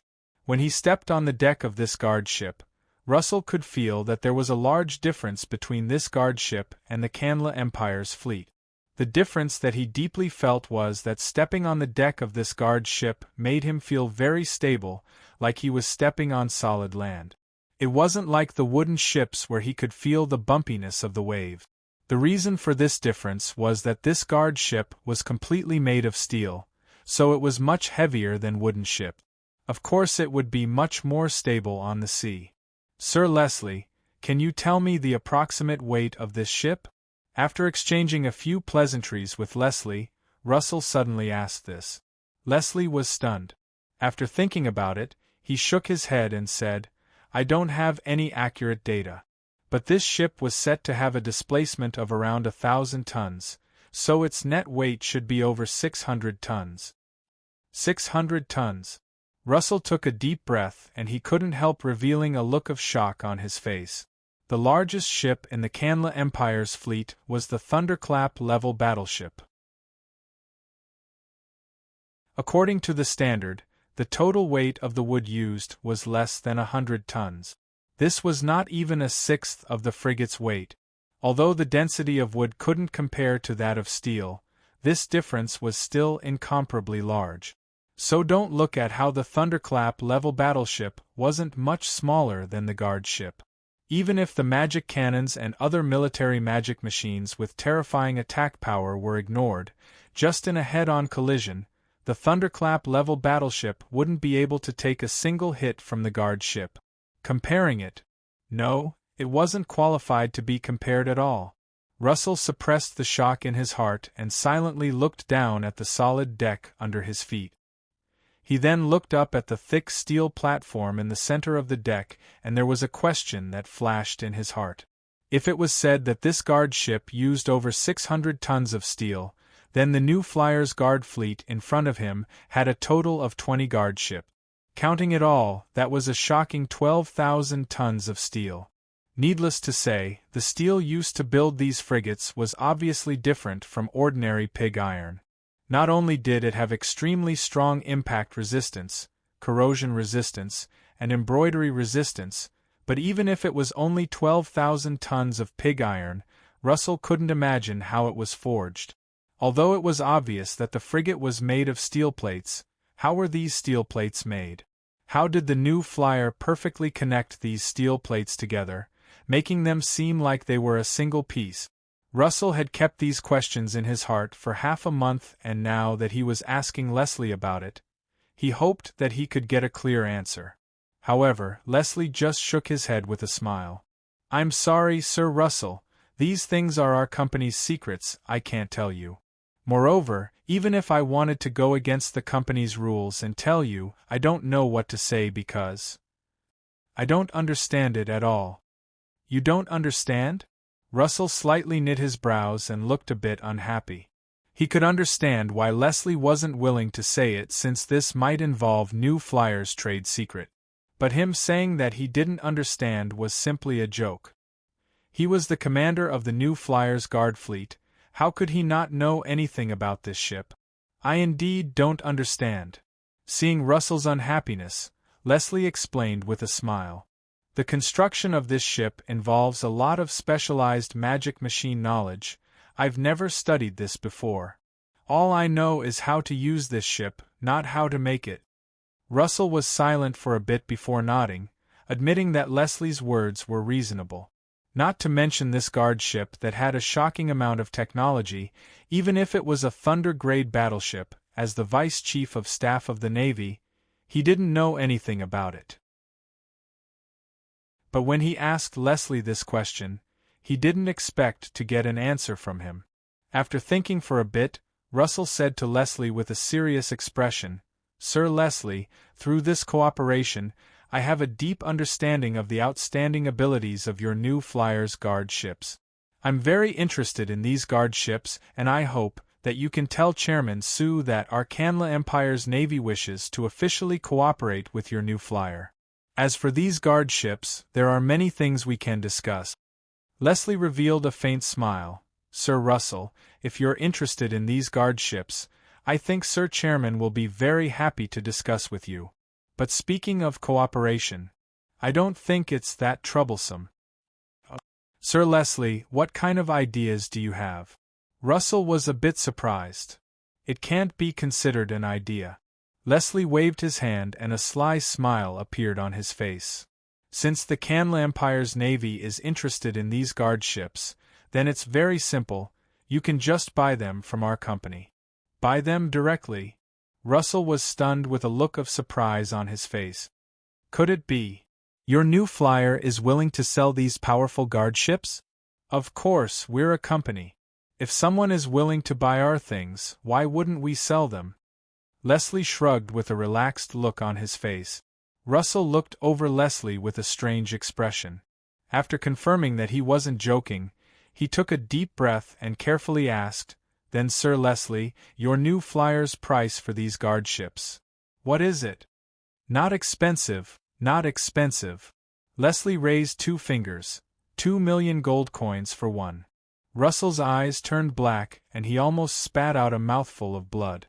This damn new flyer, could they be any more black-hearted? Chapter 742. It wasn't just Russell who was cursing the Frestek Chamber of Commerce in his heart. In the Lampuri Kingdom that was 3,000 kilometers away from him and Leslie, there were countless people who were cursing the Frestek Chamber of Commerce in their hearts. A week after the news of Her Majesty Seveni's child being born came out, New Flyer suddenly announced that in order to celebrate the birth of Her Majesty's child, New Flyer would be releasing an important piece of technology in the Lampari Kingdom as a gift to Her Majesty. This news created a stir in the Lampari Kingdom and attracted the attention of the surrounding countries. Everyone knew that New Flyer had technology that surpassed all the other magic machine companies in terms of magic machines, which allowed them to take the lead in this field. The other companies could invest in research and development to catch up, but how could their own research compare to directly obtaining the mature technology from the Frestek Chamber of Commerce? If it wasn't for the Frestek Chamber of Commerce taking the initiative to transfer the household magic machine technology, the Frestek Chamber of Commerce would still be the only company in the magic machine industry and the others would only be able to drink soup.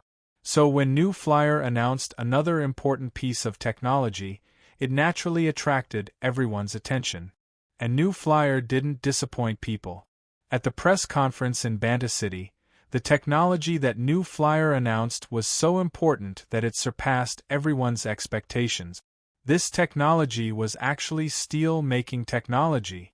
There were many kinds of magic machines, from the small magic lamp to the large transport magic ship that New Flyer had developed half a year ago. Whether it was their function, performance, or structure, they were all different. But no matter what kind of magic machine it was, it would definitely use an important material, which was steel. Before New Flyer appeared, signs didn't have the word steel, there was only iron. Iron making was a technology that had been passed down for thousands of years in signs, and the dwarves were the best at this. But before this, iron making was mostly used to make simple iron tools for daily life. It wasn't complicated and the requirements weren't high. The only thing that had a slightly higher requirement was for it to be used to forge weapons and armor. Although there were famous blacksmiths who made powerful weapons and armors, using the iron refining technology to a very high level, before the appearance of the Frestek Chamber of Commerce, There had never been anyone who could refine iron on such a large scale. Moreover, there were strict requirements for the refined iron. New Flyer even redefined the iron as steel. It even used different words to differentiate the different properties and uses of the different metals. In the past, smelting iron was just a demonstration of the craftsman's individual skills. But after the New Flyer appeared, smelting iron it was now called smelting steel. It had become a completely industrial product with extremely precise requirements and a much larger scale. After the New Flyer's first steel mill appeared, it almost completely destroyed all the blacksmiths in Banta City. When the New Flyer's second, third, and now sixth steel mill was finished, producing close to 1,000,000 tons of steel a month, all the blacksmiths in the Lampari Kingdom were seriously impacted. Even if the New Flyer didn't have the idea of stealing the business of the normal blacksmiths, this didn't stop the other companies from doing the same. The normal blacksmith's main job was to make simple daily iron tools and occasionally make weapons and armors. But with the appearance of the New Flyer, it turned the production of weapons and armors into an assembly line. Whether it was efficiency or craftsmanship, the weapons and armors made surpassed the weapons and armors made by the blacksmiths, so they directly squeezed out a part of the business. Next, there were several companies that found business opportunities and specially ordered a batch of production magic machines from the New Flyer. They used the steel produced by the New Flyer to make daily iron tools like shovels and spades, gradually squeezing out the business of the blacksmith. In the current Lampari Kingdom, other than some remote small towns, there wasn't a single old blacksmith shop left. The dwarven blacksmiths that made a living in the Lampari Kingdom had all been taken away by the New Flyer, becoming workers for the New Flyer. The reason for this was very simple: the key was the steel made by the New Flyer.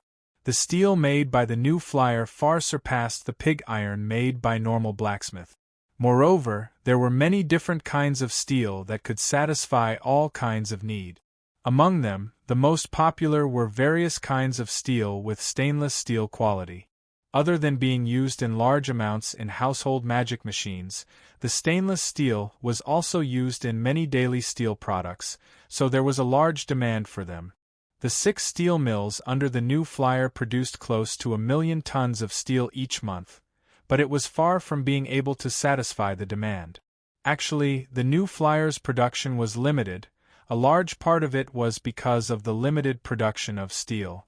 The New Flyer didn't have enough steel to supply itself, so the steel that it could supply to other companies naturally wasn't much either. As a result, apart from the New Flyer, almost all the other companies related to magic machines were limited by the New Flyer's steel production.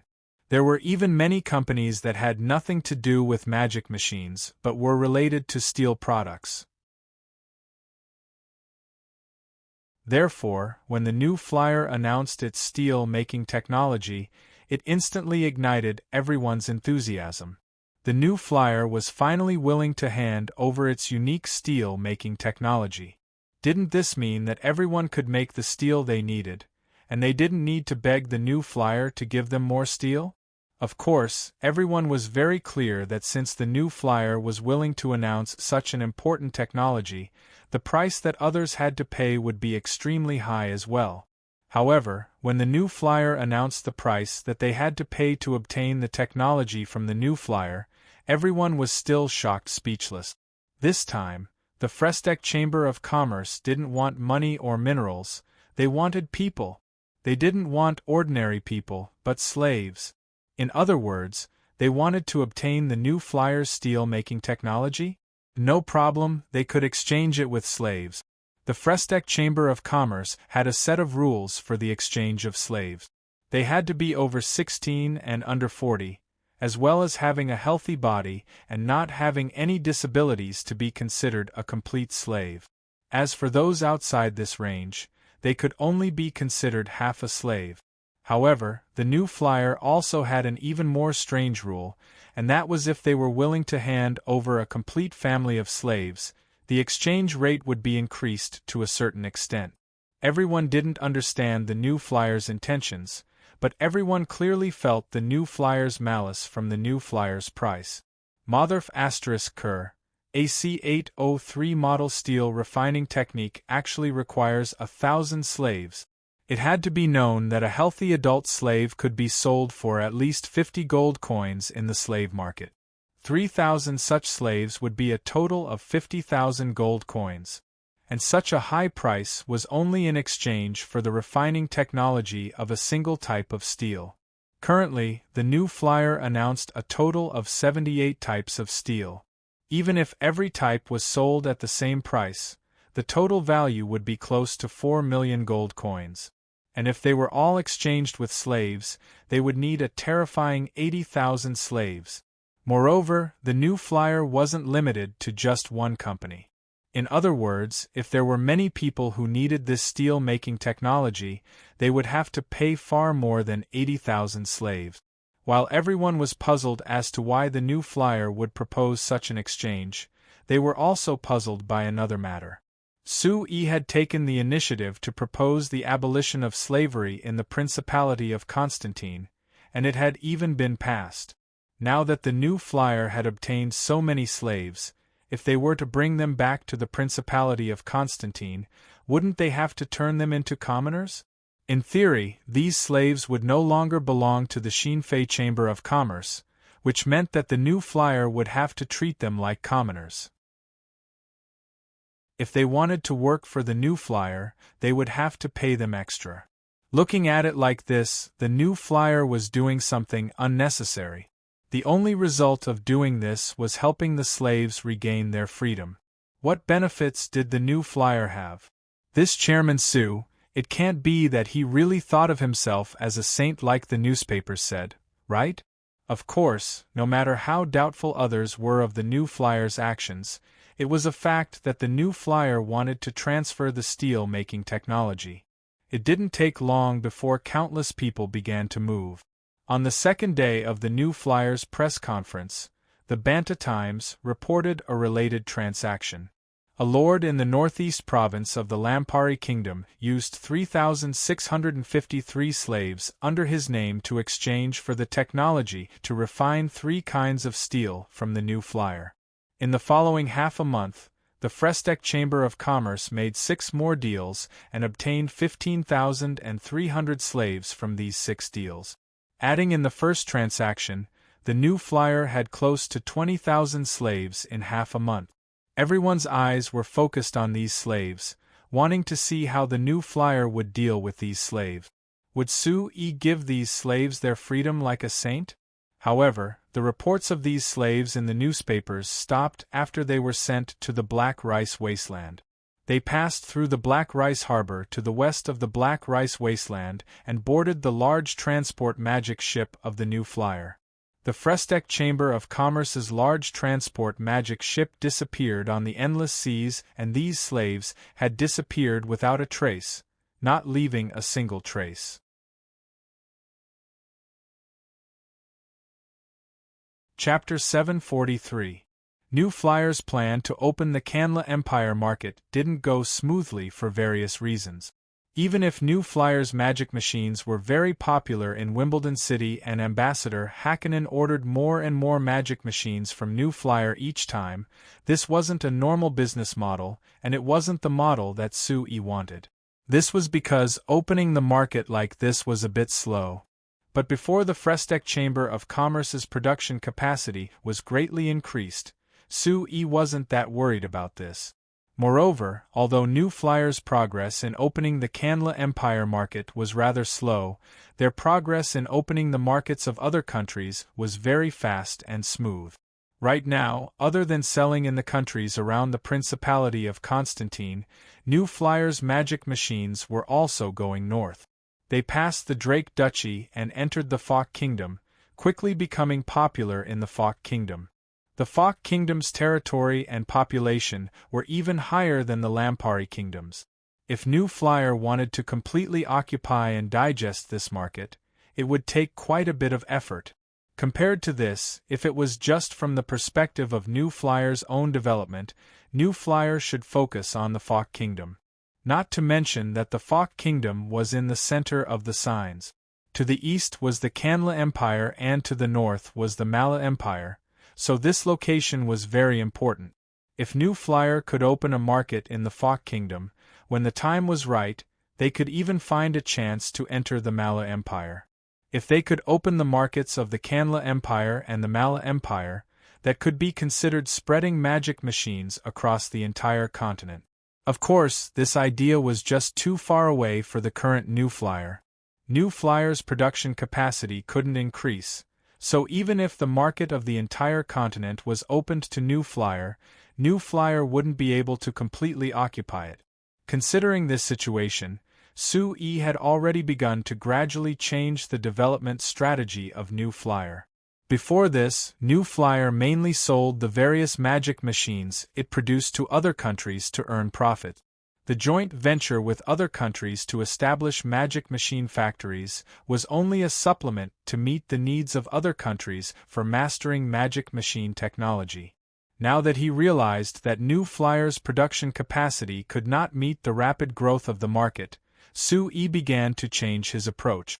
New Flyer's factories in the Principality of Constantine and the Black Rice Wasteland were still operating at full capacity and increasing their production capacity. At the same time, New Flyer began to support joint ventures with other countries to open factories. Only a small portion of these joint ventures were under the complete control of New Flyer. Most of the rest were only provided with technical support by New Flyer. As for the factory sites, personnel, and management rights, they were all owned by the chambers of commerce in other countries. For these countries, of course, they liked this kind of cooperation because they could learn the magic machine manufacturing technology from this kind of cooperation. They could gradually use this technology to make their own magic machines. It was different from directly buying the patents from the Frestek Chamber of Commerce to make magic machines. Because the joint venture factory had the technical support of the Frestek Chamber of Commerce and the technicians of the Frestek Chamber of Commerce, they would have an advantage in learning and mastering the technology. Like this, as time passed, the quality and performance of the magic machines produced by the joint ventures would be closer to Shinfei's brand, making it easier for them to catch up to New Flyer. So using this cooperation model, the Frestek Chamber of Commerce easily entered the Fok Kingdom and signed several cooperation agreements with the Fok Kingdom side. At the beginning of next year, New Flyer and the Fok Kingdom would build 5 household magic machine factories in the Fok Kingdom at the same time. According to the plan, in the next 5 years, New Flyer would continue cooperating with the Fok Kingdom, building at least 10 household magic machine factories in the Fok Kingdom. At the same time, they planned to build a magic machine workshop and 3 steel mills. In Suyi's plan, he was prepared to turn the Fok Kingdom into a complete New Flyer production base. Even if they didn't rely on the New Flight Commerce main base, they would still be able to produce their own household magic machines. This idea was naturally because the Fok Kingdom's location was better. Compared to transporting the household magic machines from the Principality of Constantine to other countries, this kind of joint venture with other countries would save them quite a bit of transportation costs. At the same time, with this cooperation model, New Flyer only needed to provide the necessary technical staff and didn't need to invest in the basic workers and factories. Therefore, they could save a large amount of manpower, resources, and energy. Although New Flyer's profits would decrease under this cooperation model, because of New Flyer's absolute leading position in the field of magic machines, when other countries signed contracts with New Flyer only needed to provide technical support, but the profits they received weren't low at all.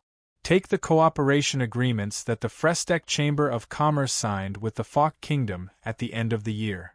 The Frestek Chamber of Commerce's share of the 5 household magic machine factories was at least 45% and the highest was as high as 60%. The Fok Kingdom was a country that was even bigger than the Lampari Kingdom and had always been much stronger than the Lampari Kingdom. The living conditions of the citizens were much better, so naturally their internal market was much bigger than the Lampari kingdoms. Therefore, even though New Flyer was only taking a share of the profits, once the Fok Kingdom's market was completely opened, it would still be able to reap huge profits. Therefore, New Flyer's financial director, Seabass, made an extremely bold calculation when he was estimating the profits for the coming year. 40 million gold coins.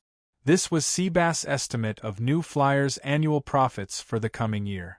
Such a huge number could be said to be quite shocking. It could even be said that if New Flyer could achieve such a huge profit in the coming year, it would surpass the Fulcao Chamber of Commerce and become the most profitable chamber of commerce in the surrounding countries. And even if next year passed, New Flyer would only be in the city for 7 years. In such a short time, New Flyer had become the most profitable chamber of commerce in the surrounding countries. It had to be said that the speed of development was miraculous. However, in the New Flyer's year-end summary report meeting, no one questioned this figure put forward by Seabass. Because, just this year alone, New Flyer's annual profits had reached a shocking 33 million gold coins. Compared to the 26 million gold coins profit at the end of last year, this year's annual profits had increased by a whopping 7 million gold coins. Since they could achieve a profit of 7 million gold coins this year, with the development of the Fok Kingdom's market and a series of other corresponding measures, everyone believed that New Flyer's profits would definitely exceed 7 million gold coins in the coming year. Thus, it would be no problem for the annual profits to exceed 40 million gold coins. However, just as everyone was feeling excited about this figure, Sui poured a bucket of cold water on everyone.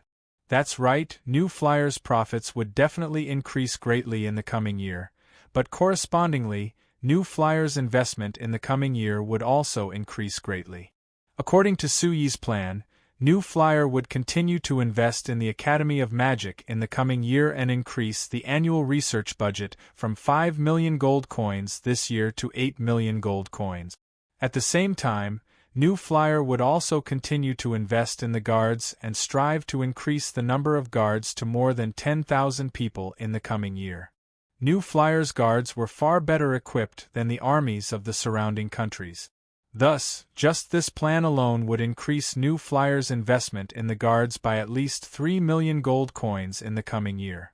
As for the maritime aspect, New Flyer's investment would also increase rapidly. With the construction of the island bases, according to Seabass' budget, starting next year, the Frestek Chamber of Commerce would be investing at least 4 million gold coins a year in these island bases, and it would keep increasing each year.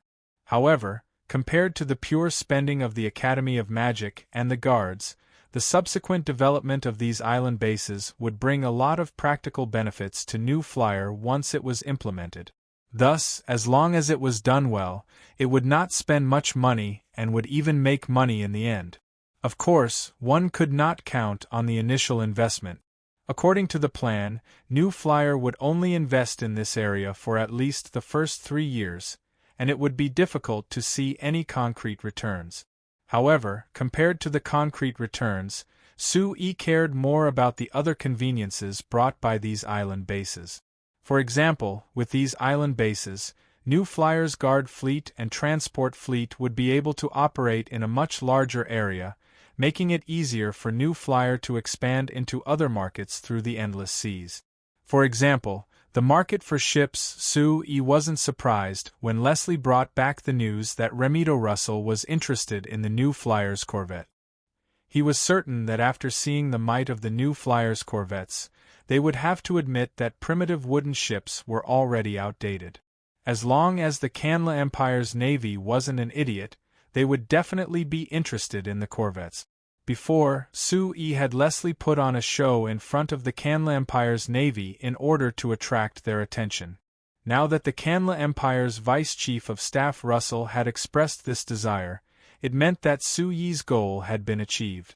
A few days after Leslie's letter was sent to Sui, Ambassador Hakkinen made another trip to the Principality of Constantine. Other than coming to restock, he also brought a letter from Russell. In this letter, Russell clearly expressed that the Canla Empire's navy was interested in the new Flyers corvettes, but he doubted the 2 million gold coins price Leslie mentioned. He said that this price was too high and they couldn't accept it, so he hoped that the new Flyer could make some concessions. Su Yi replied with a letter expressing the new Flyer's position. Su Yi's tone in the letter was very polite. He spoke a lot, but there was only one meaning in his words. Impossible.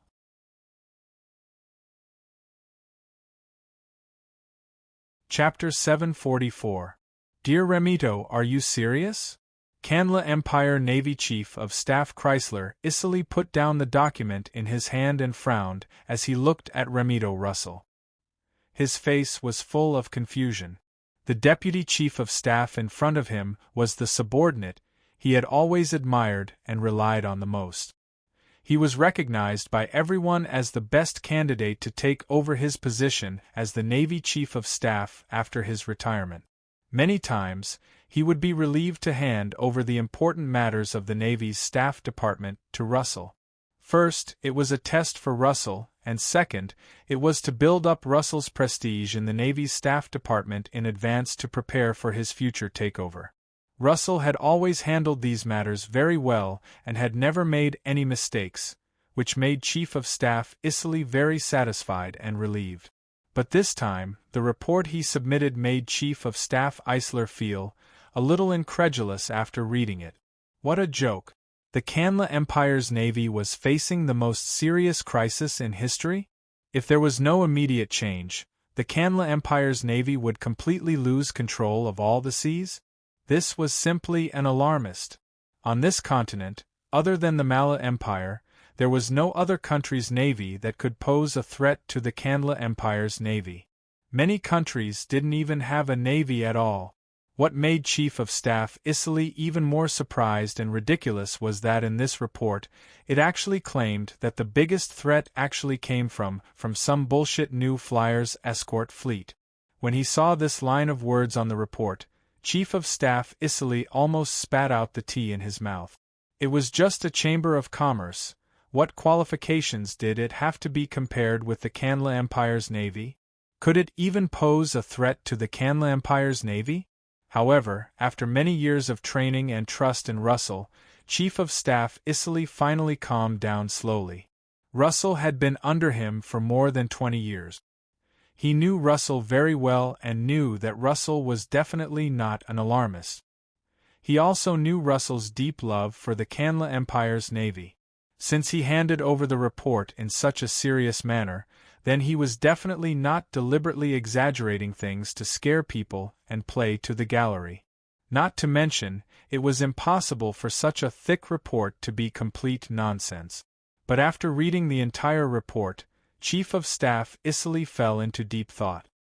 He believed that the report submitted by Russell was absolutely true because Russell definitely wouldn't lie to him, and there was absolutely no need for him to do so. But if this report was true, then the Fresteck Chamber of Commerce's guard fleet actually had such terrifying strength, it really was too shocking. If one were to say that a ship made entirely of iron was acceptable, then an iron ship with a total weight of several hundred tons and a size larger than a Thunder-class battleship was completely out of the question. Chief of Staff Isole thought for a long time in his mind, but he couldn't imagine what a ship that was described in the report as bigger than a Thunder-class warship, made of steel, streamlined, and pure white would look like. Moreover, not mentioning their appearance, the magic cannons, magic repeating crossbows, magic rocket launchers, and other strange things described in the report, what kind of things were they? Chief of Staff Isili had heard of magic weapons before, but wasn't this something that only a few powerful magicians had? Why did the new Flyer have this many? Moreover, based on the power of the military magic machines described in the report, they were even stronger than the legendary magic weapons. If a Thunder-class battleship couldn't even last 5 minutes under this kind of fierce attack, then the new Flyer's escort fleet might really be invincible on the sea like the report said. Thinking of this, Chief of Staff Isili suddenly thought of a report that he had received before. It said that a mysterious fleet had appeared in the southern seas of the Empire, attacking pirates all over the place. The pirates in the southern seas were all frightened by this news, and the entire sea became much more peaceful. This mysterious fleet, could it be the New Flyers' escort fleet? Sir Chrysler, I'm very serious. Russell stared at Chief of Staff Isserley with a serious expression.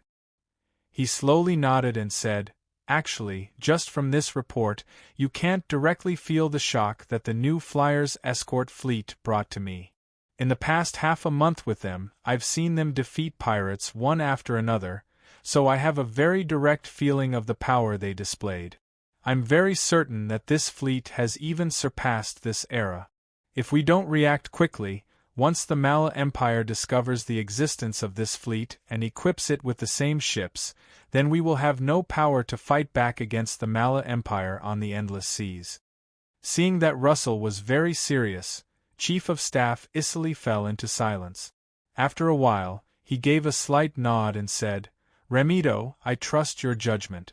If this escort fleet really has such a strong power, then of course we should immediately have it. But 2 million gold coins per ship. This price." Chief of Staff Isserley gave a bitter laugh and shook his head. In order to maintain the strength of the Empire's navy, the price shouldn't be an obstacle. Russell said seriously.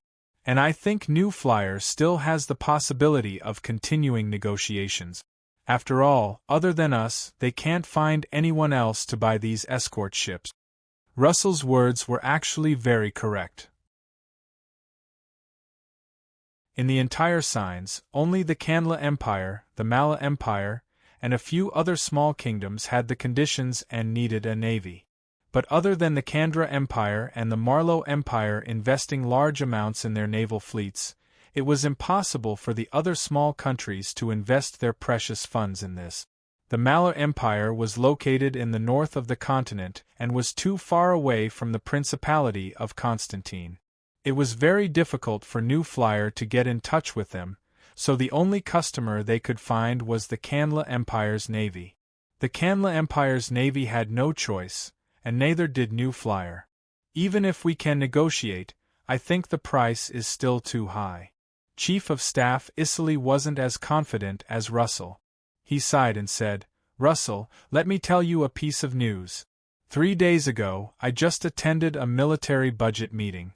According to what was revealed in the meeting, the military will reduce the budget for our navy next year." Russell was stunned. "Reduce again? Are you kidding me? Our military's budget is already very low. If we reduce it again, are we not going to have a navy anymore?" Chief of Staff Isserley shook his head with a bitter smile. "There's no other way. The main force of the military is focused on dealing with the Mala Empire, so it's natural for the budget to be biased towards the army. In addition, the Empire's budget for the military has been declining over the years. In order to maintain the combat effectiveness of the army, of course the budget for the navy will be reduced." Russell could only be silent. As the Deputy Chief of Staff of the Navy, he didn't only understand the situation of the navy, he also knew the situation of the entire Empire's military. He was very clear that the overall policy of the Kanla Empire's military was to fight against the Mala Empire. The focus had always been on the northern side of the empire and the army at the border with the Mala Empire. The establishment of the navy had always been questioned because many people felt that the navy was useless. Now that the empire was reducing the military's budget, the military would naturally reduce the navy's budget. "Sir Chrysler, can I ask, what is the total budget for the navy next year?" Russell thought for a moment and asked. "Well, this isn't a secret for you. You'll know in a few days anyway." Chief of Staff Isserley raised 3 fingers. 30 million gold coins. It'll only be less, not more. Only 30 million gold coins? Russell was surprised. Last year it was 50 million gold coins, and now it's reduced by half? The Empire's overall budget for the military was reduced by 70 million gold coins, so in fact, our Navy's budget is much less than the Army's. Chief of Staff Isserley laughed at himself. The problem is that we already have very little if we cut so much. Russell frowned and quickly did some calculations in his mind. Then he found a problem that made his face gloomy. According to this calculation, our Navy can barely maintain the status quo next year? Yes. Chief of Staff Isili nodded. That's why it's impossible to buy these corvettes that cost 2 million gold coins each. Russell couldn't help but be stunned. Although he had expected that because of the budget, it would be difficult to buy such expensive frigate. But he never thought that the Empire's navy would be so poor. A budget of 30 million gold coins a year could only barely maintain the status quo. If something happened, it would be impossible to make ends meet. In this case, how could they suddenly take out a large amount of gold coins to buy such expensive frigates? After a long silence, Russell still didn't want to give up. After thinking for a while, he said to Chief of Staff Isili, "Sir Chrysler, I still insist on my opinion. In any case, the Empire's navy must be equipped with these frigates, because only in this way can we ensure that the Empire's navy remains the most powerful navy on the continent." Chief of Staff Isili frowned. "The problem is that we don't have money." "Then squeeze out some money." Russell took a step forward and said in a clear voice, "Lord Chrysler, I solemnly suggest that we cut down the original fleet and replace them with the latest model of powerful frigates."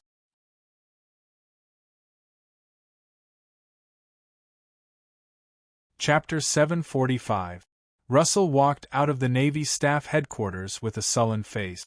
Russell looked up at the sky that was gloomy because of the thick clouds. He sighed deeply and shook his head. His eyes were full of helplessness. No matter how impassioned and serious he was just now, Chief of Staff Isoli never showed any agreement with his idea. Chief of Staff Isori even bluntly dismissed his final proposal as ridiculous. Ridiculous? Maybe. Russell smiled bitterly. He didn't think Chief Eisler's reaction was strange.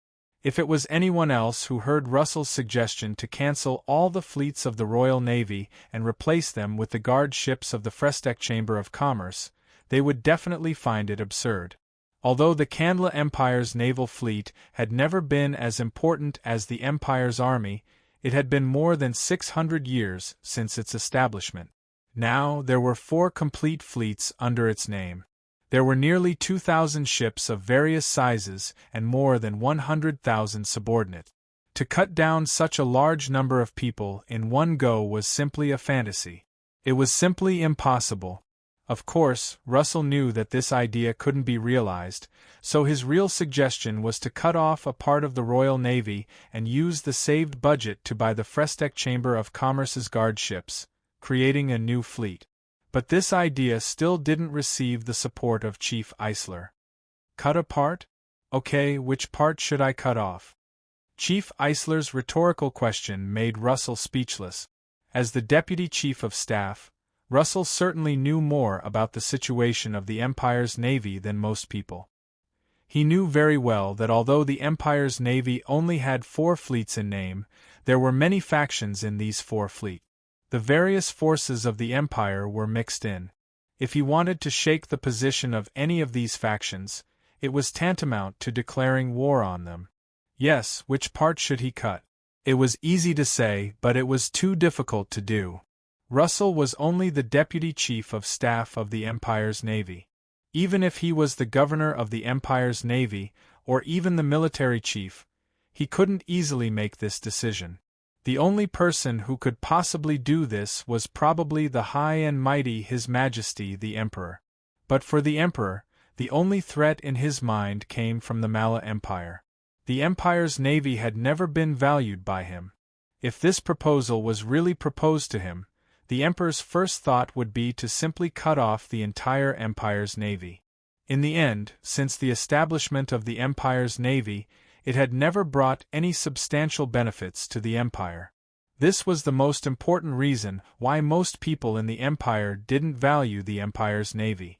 This situation hadn't improved in the 600 years since the establishment of the Empire's navy. It also hadn't improved in the 20 years since Russell joined the Empire's navy. In the foreseeable future, there still wouldn't be any improvement. Russell was helpless in this situation, so he could not think of a reason to convince Chief Eisler, so he could only leave in disappointment.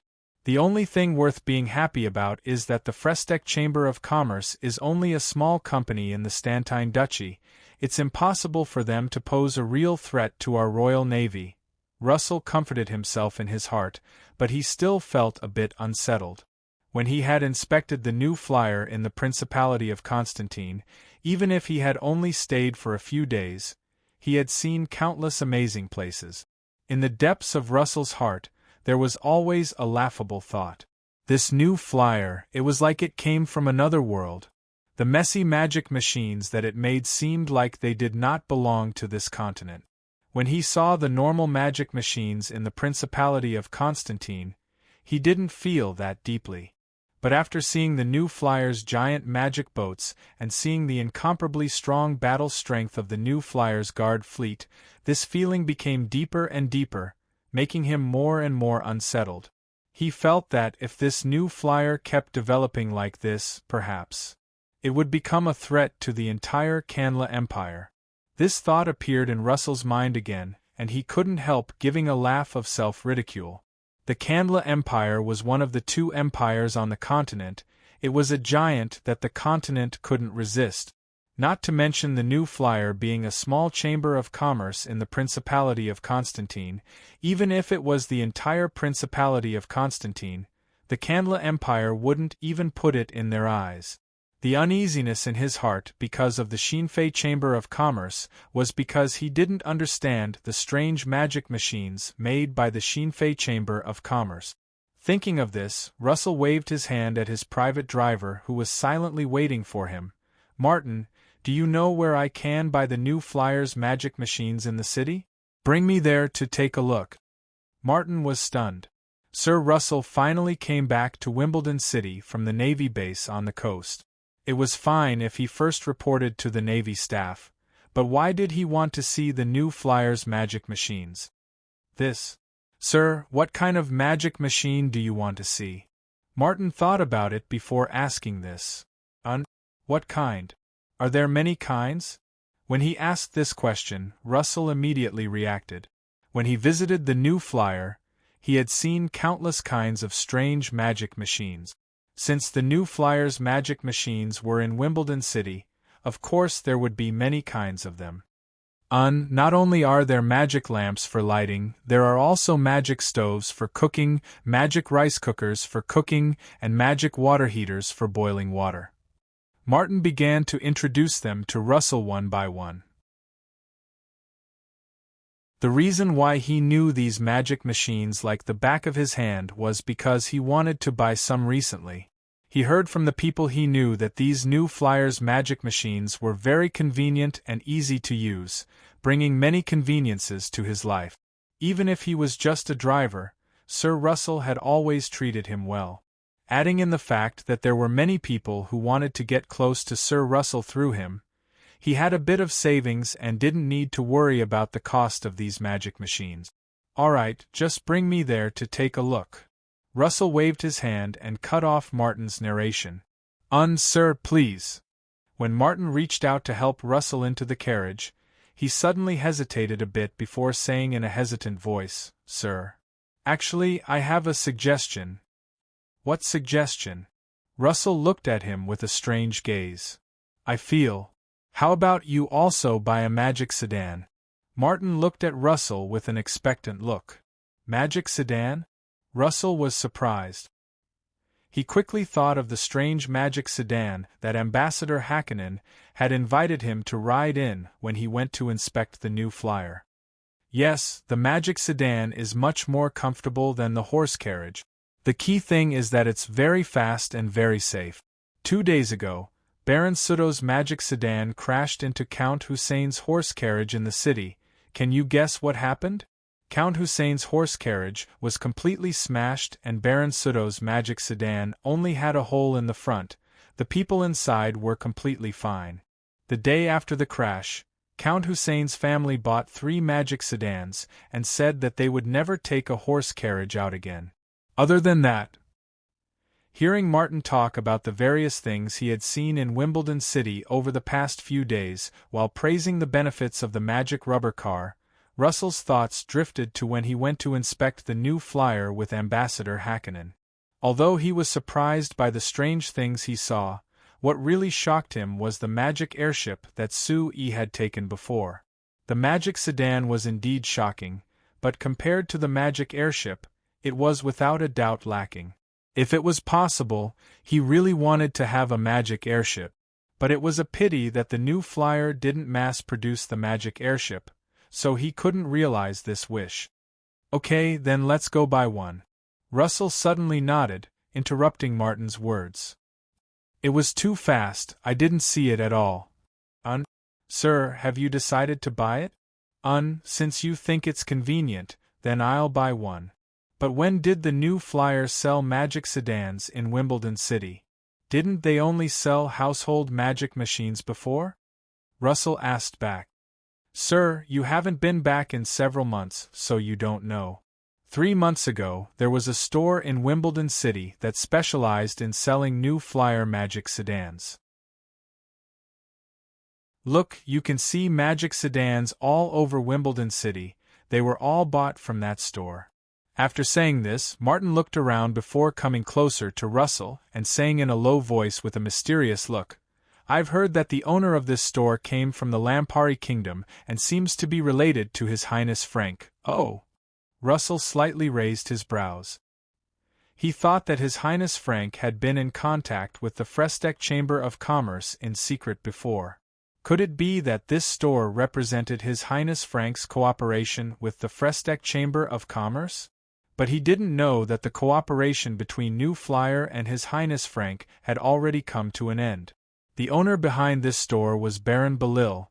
He could open this store because of his relationship with His Highness Frank. But on the surface, other than selling New Flyer magic sedans, this store wasn't related to New Flyer at all. Russell thought for a bit before nodding to Martin. Alright, let's go take a look at this store first. Seeing Russell agree, Martin immediately revealed a look of joy. He whipped the 2 horses pulling the carriage and drove the carriage out of the Royal Navy staff room.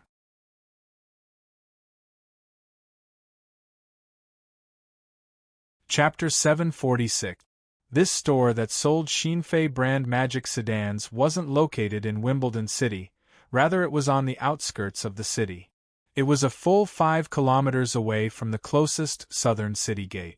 The reason why they chose such a remote location was because Wimbledon City was just too tight, so every inch of land was worth its weight in gold. To open a store in Wimbledon City, other than needing strong connections, they also needed a large amount of capital. Because they needed to display all kinds of magic sedans, they needed a lot of space. So after Belil thought about it, he could only helplessly choose a store that was this far from Wimbledon City, in a remote location. Compared to opening a store in Wimbledon City, although they had to build everything here and they had to prepare everything themselves, the advantage was that they had to start from scratch.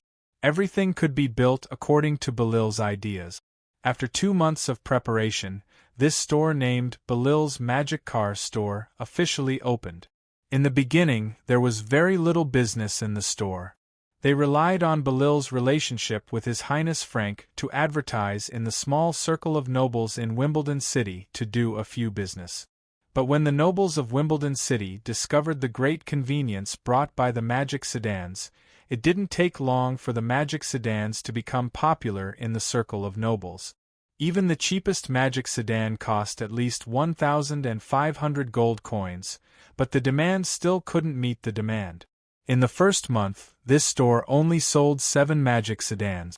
But in the next 2 months, they sold a shocking 638 magic sedans, which was close to 100 times the sales of the first month. Moreover, this number was increasing at a shocking rate. Moreover, the people who bought magic sedans weren't just limited to Wimbledon City. The nobles of the other parts of the Kanla Empire also received this news and came to order magic sedans. According to Belil's estimates, in this latest month, they might be able to sell 1,000 magic sedans in a single month. These magic sedans came directly from New Flyer. Putting aside the cost of each car and the cost of transportation, Belil earned at least 300 gold coins from them. Up to this point, the Belil Magic Car Store had sold over 1,000 units. This meant that in just 3 months, Belil had earned over 300,000 gold coins.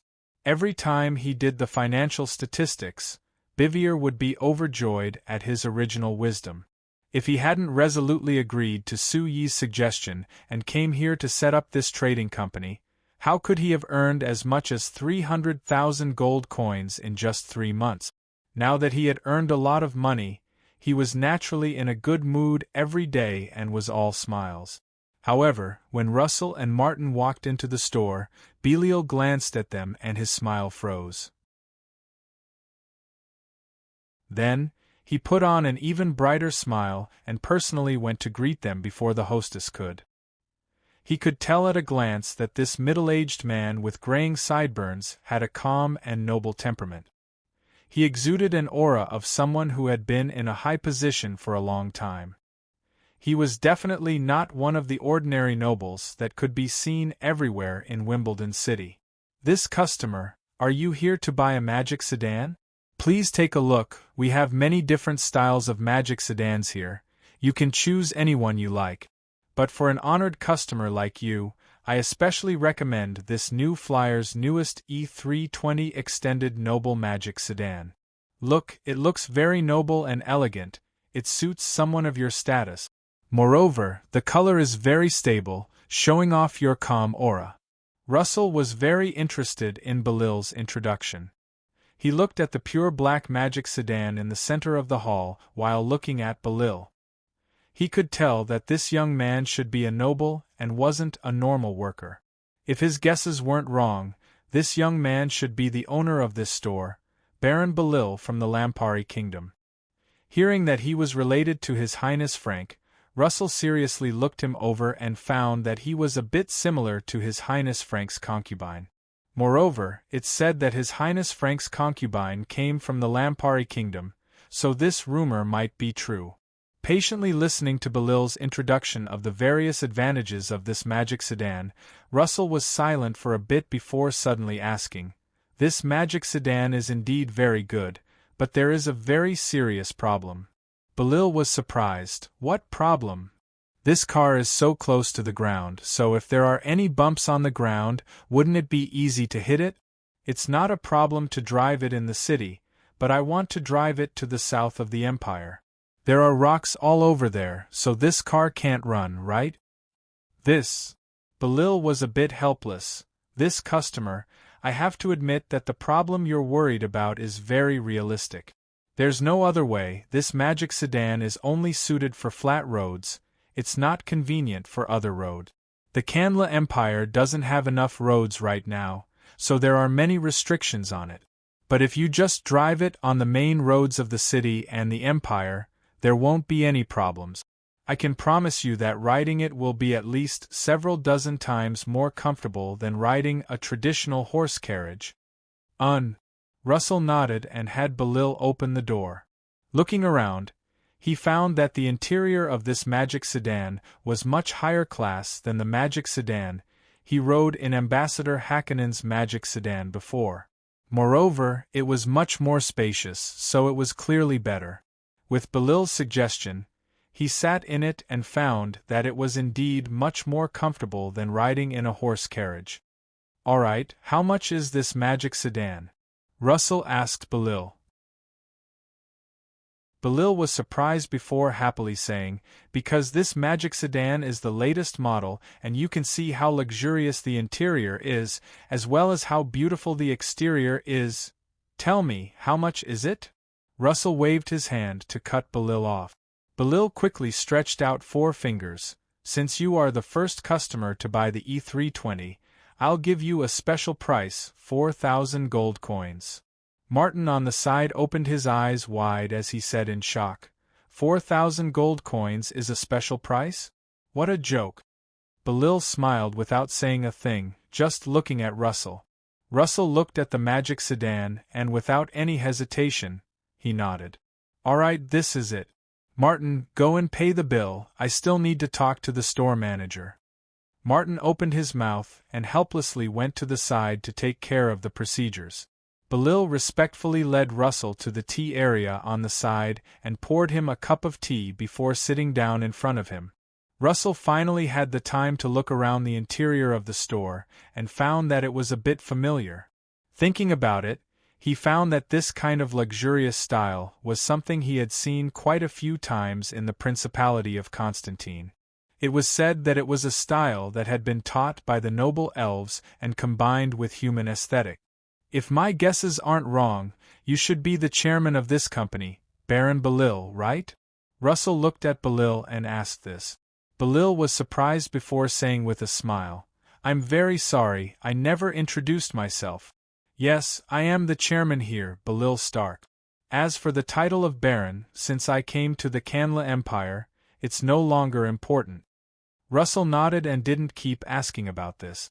After thinking for a bit, he asked, All right, Chairman Belil, you just said that the magic sedan isn't suited for the mountains in the south of the Empire, so I agree with that.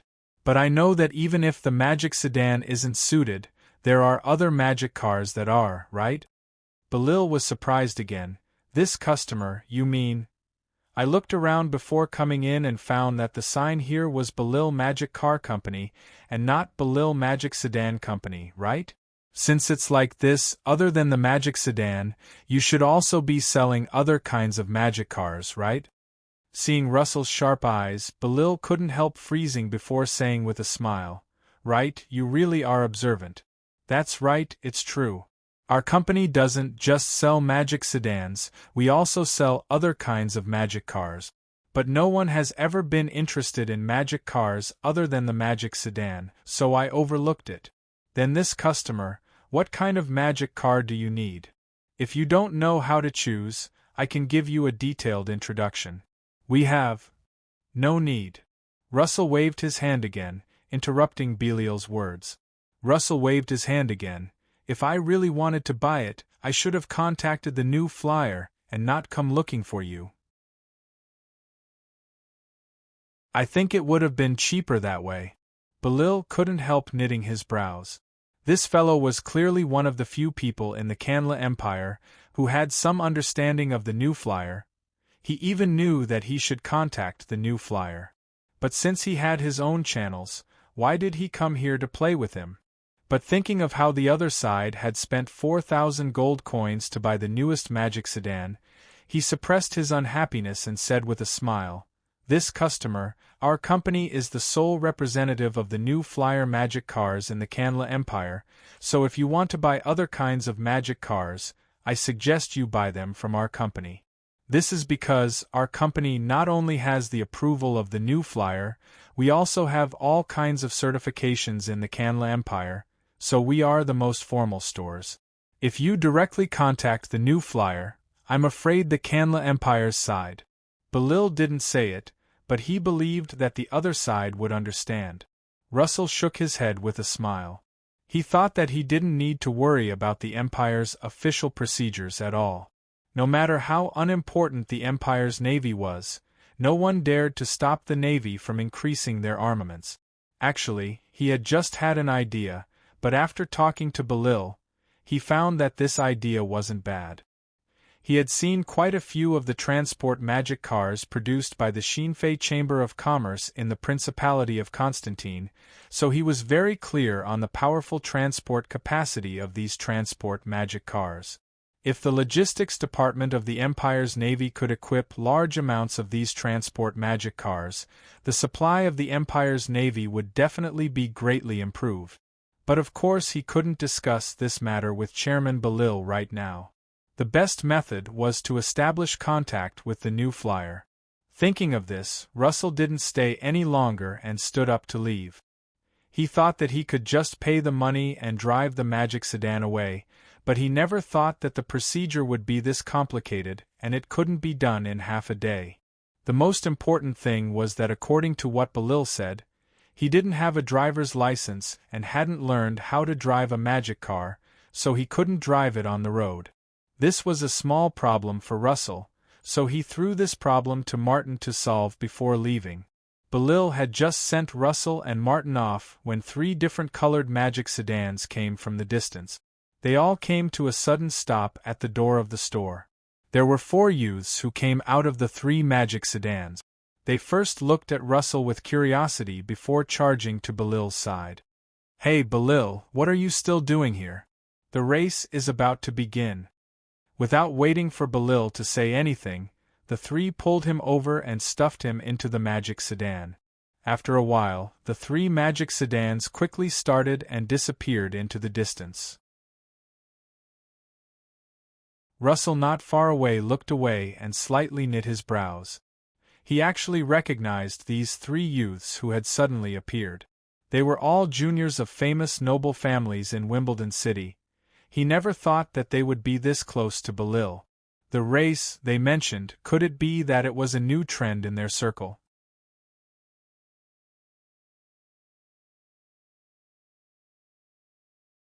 Chapter 747. Belil's letter and the report that came with it were sent to Sue-Yi 3 days later. Seeing that there were people in the Kanla Empire who were interested in the transport magic cars, Sue-Yi wasn't that surprised. Actually, compared to the magic sedans, Sue-Yi always felt that the transport and passenger magic cars were more practical. From a practical point of view, it was clear that the transport and passenger magic cars were more popular. In the Lampari Kingdom and the surrounding countries, the sales clearly reflected this. Since the new flyer started selling magic cars, they had sold less than 50,000 magic sedans. The transport and passenger magic cars had sold over 500,000, which was over 10 times the sales of the magic sedans. In the surrounding countries, the magic cars had already replaced the traditional horse carriages. Other than some nostalgic people using them, from the nobles to the citizens, whether it was going out or transporting goods, they all chose to use the magic cars. After all, compared to the traditional horse carriages, the magic cars far surpassed the traditional horse carriages, whether it was in terms of transport capacity, speed, or comfort. Even if there were people who couldn't afford the magic sedans, they would choose the new passenger magic cars or take the magic sedans that were popular in the Lampari Kingdom. They wouldn't choose to take the horse carriages. Of course, this was also because of the road networks in the surrounding countries, which created good transportation conditions for the magic cars. Sue-Yi first released the magic sedans in the Kanla Empire because he wanted to use the magic sedans to move the upper class of the Kanla Empire. He wanted them to be interested in the magic sedans so they would be interested in building roads. When the Kanla Empire began building roads, it would be natural to promote the transport and transport magic cars. But now that there were people who noticed the convenience of the transport magic cars and were interested in them, Sue-Yi naturally wouldn't reject them. The reason why Belil's company was called the Belil Magic Car Company and not the Belil Magic Sedan Company was Sue-Yi's idea to begin with. In Sue-Yi's reply to Belil, he clearly said that if there were people who wanted to buy transport or passenger magic cars, Belil would agree to it. Moreover, Sue-Yi promised Belil that the new flyer's magic car business in the Kanla Empire would be taken care of by Belil, which made Belil feel assured. As for the report that Belil sent, it was a report on the magic sedan race that Sue-Yi wanted him to be held in the Kanla Empire. It should be said that Belil was very quick. After being in the Kanla Empire for less than half a year, he had already become famous among the nobles in Wimbledon City. Moreover, he had successfully gathered some young nobles who loved magic sedans and car racing together to hold a race in private. According to Belil's description, this race was very popular among the young nobles in Wimbledon City. With his arrangements, it was already held once a week. After this, Belil would gradually formalize this race according to his plan. Then, with his relationship with Prince Frank, he would make this race open and transparent, making it a formal race that everyone would pay attention to. Therefore, Belil needed Sue-Yi to give him some support. For example, they were lacking a proper racetrack and an experienced manager, Su-yi had already prepared these requests for Belil, so naturally it wasn't a problem. Based on Belil's report, if everything went smoothly, they might be able to hold their first race in Wimbledon City by the end of the year. This was very good news for Su-yi because it meant that the magic sedans would receive public attention in Wimbledon City. It meant that the new Flyers products would enter the Canla Empire's market for the first time. Other than this, there was another piece of good news. It was that Ambassador Hakkinen had used some unknown relationship to finally get the Canla Empire to agree to him building a private road in the Canla Empire's southwest province. This road would start from the border between the Norton Duchy and the Canla Empire, going through the entire southwest province. Even if it didn't connect to Wimbledon City like Su-yi expected, it was already 700 kilometers long. It could become the main road of the Canla Empire's southwest province. The total cost of this road was 1.5 million gold coins. In name, it was built by Ambassador Hakkinen and the Canla Empire's southwest province governor's manor. Ambassador Hakkinen had contributed 1 million gold coins and the Canla Empire's southwest province governor's manor had contributed 500,000 gold coins. But in reality, the 1 million gold coins Ambassador Hakkinen had contributed was split between the New Flyer and the Amsterdam Chamber of Commerce. Ambassador Hakkinen had only contributed in name. As for the 500,000 gold coins the Canla Empire's southwest province governor's manor had contributed in name, it had been offset by the various preferential policies for this road. In reality, they didn't need to pay a single gold coin. These preferential policies were of course only in name. For example, after the road was paved, the Southwest Province Governor's Manor would support the Amsterdam Chamber of Commerce's construction team, helping the Amsterdam Chamber of Commerce collect the land along the road, as well as helping the people move along the road. But in reality, there were many things the Southwest Province Governor's Manor would say. At most they would send 1 or 2 people to help, the real work would be done by the Amsterdam Chamber of Commerce. Moreover, in order for these people to work hard, the Amsterdam Chamber of Commerce had to take care of them in private, paying a large amount of hidden funds for this. Faced with this situation, Chairman Cruz was naturally filled with complaints. "Damn, this is definitely the most depressing road I've ever built." Chairman Cruz cursed without any politeness. "When we build roads here, it's the nobles and officials who beg me, saying good things for us. But when it comes to the Canla Empire to build roads, we have to beg them and say good things for them. Damn, this is building roads for them, creating convenience for them. In the end, they have to make things hard for us. Are these fellows idiots?" Seeing Chairman Cruz's angry appearance, Su-yi laughed. He waved his hand and comforted him. "All right, this is the Canla Empire's first road after all. It's already a success if we can build it. You have to have confidence in the road you built. Think about it, once this road is built, those fellows in the Canla Empire will see how easy it is to use, so how could they not want to build a few more roads? When they beg you to help them build roads, you won't have to be so dejected." Chairman Cruz heavily snorted. "When that time comes, see if I don't make them pay a price." Su-yi smiled. He didn't have any objections to Chairman Cruz's idea. Not only did the Amsterdam Chamber of Commerce suffer when dealing with the Canla Empire, the New Flyer also often suffered because of the arrogance of this huge empire when dealing with the Canla Empire. If he could make the Canla Empire pay a price, Su-yi wouldn't be polite at all. "Don't worry about the Canla Empire for the time being, we'll be very anxious when the time comes." Su-yi paused and said, "Right now, those slaves are already in place on the islands, but there are only some simple houses on those islands. Can't be considered a place to settle them down, so I hope you can send enough people as soon as possible to build houses on those islands."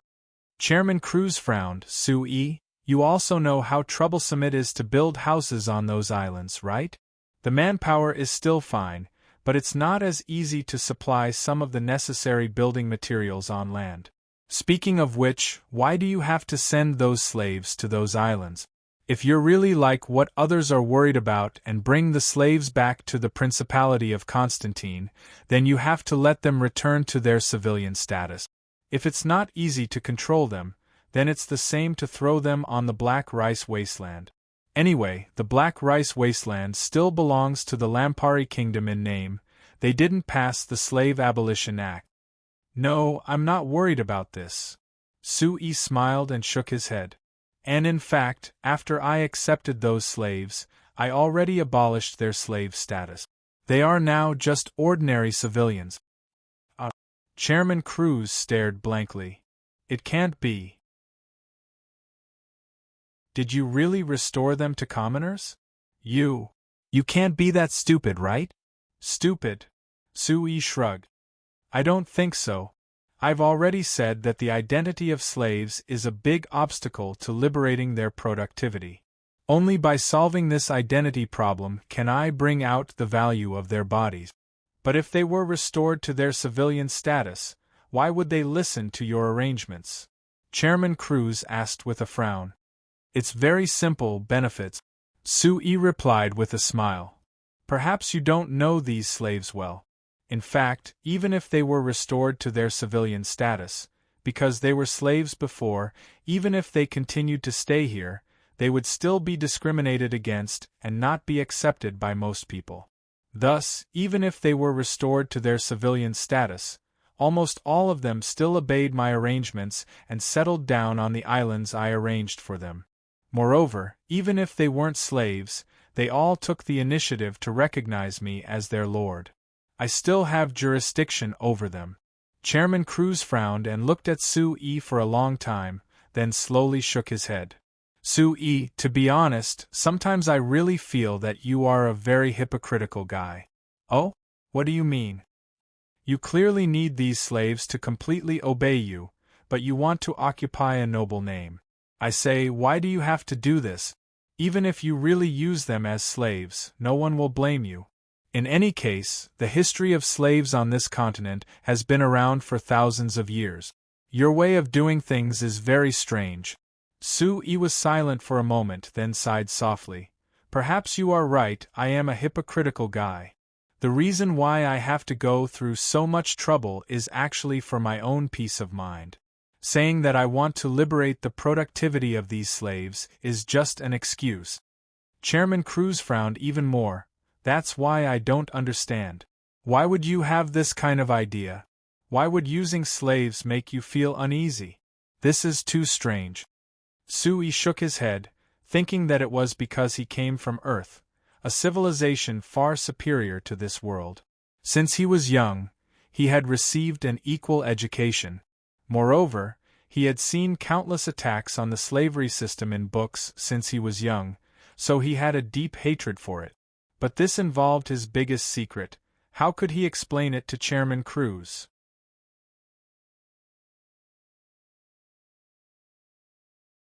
Chapter 748. Since Sui announced the steel-making technology and needed to exchange slaves for it, in the past few months, New Flyer had already taken in over 30,000 slaves. Sui sent these slaves to the islands on the sea, using them as the Frestec Chamber of Commerce's people to control these islands. There were big and small islands. The big ones could hold over 10,000 people, and the small ones could only hold several hundred people. After the 30,000 slaves were sent, only a small half of them were filled. There were still several dozen islands that Sui didn't have enough manpower for. Sui wasn't too worried about this. Anyway, this island chain would take a long time and the investment was large, so of course it couldn't be finished in a short period of time.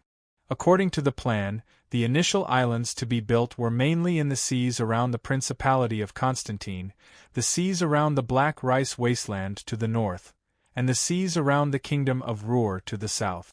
After building all these islands, the next step was to build the islands in the seas to the south of the Canla Empire and the islands in the seas around the Sac Kingdom. ##### April of year 3787, the early spring in the Principality of Constantine was already as hot as the early summer in other places. At this time of the year, The beach of the New Flight Commerce main base would be filled with people during their free time. Bikini swimwear had already become popular in the Principality of Constantine, so looking at the beach, one would see beautiful women in bikini swimwear walking around. They might be snow-white or healthy bronze-skinned bodies moving back and forth on the beach, dazzling people. However, the situation on the beach today was different from normal.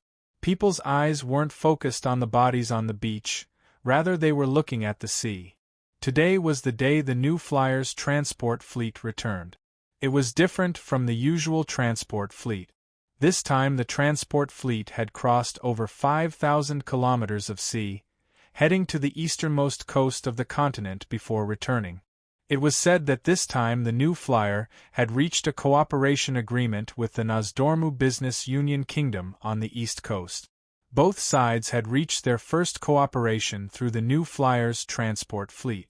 Since the New Flyer's transport fleet had transported a large amount of goods from here, when they came back, they should be transporting a large amount of goods from the Nozdormu Business Union Kingdom. The Principality of Constantine was in the southwest corner of the signs and the Nozdormu messengers were in the southeast corner of the continent. The two were separated by over 5,000 kilometers. For most people, this was a distance that they couldn't cross in their entire lives. If the New Flyer hadn't reached a cooperation with the Nozdormu Business Union Kingdom and used the powerful New Flyer's transport fleet to contact the other party, it was likely that most people in the Principality of Constantine wouldn't have had any contact with this country. Now that the New Flyer's transport fleet had returned from the Nozdormu Business Union Kingdom, they would definitely bring back a lot of rare treasures that could only be found there.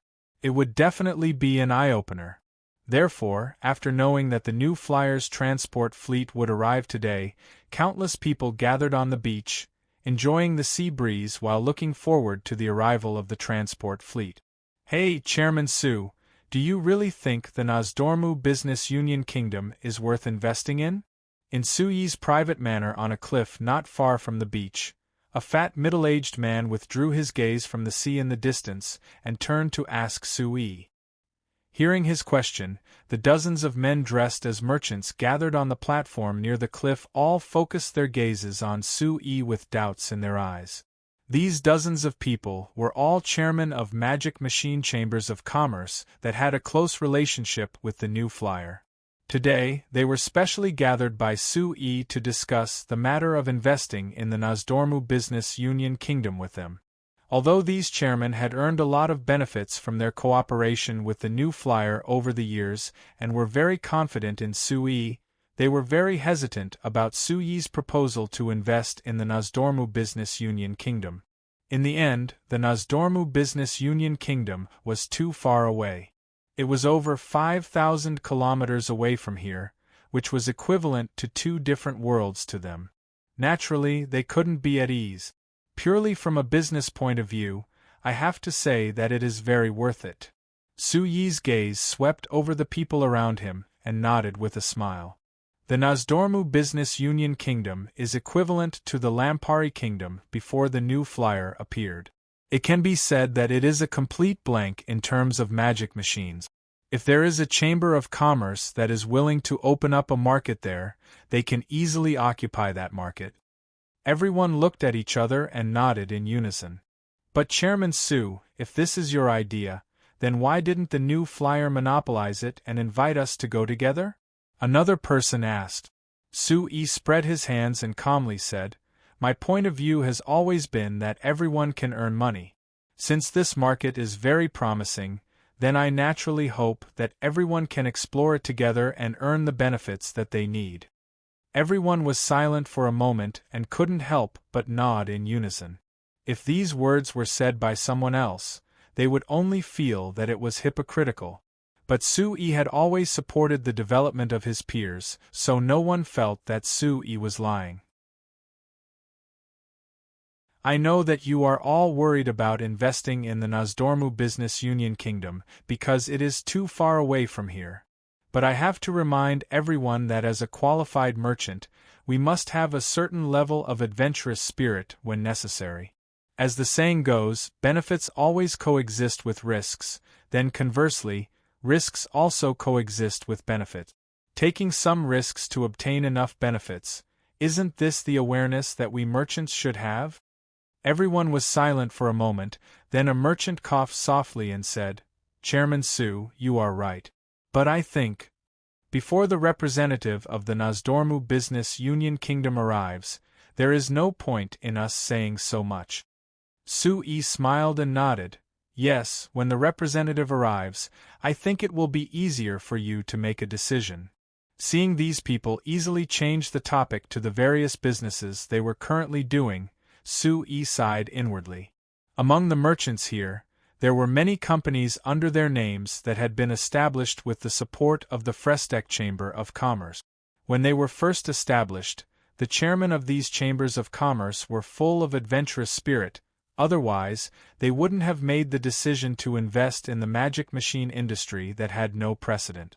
But now, after a few years of development, these chambers of commerce had reached a certain scale, and these chairmen had begun to have the idea of being content with just a little wealth and became less willing to take risks.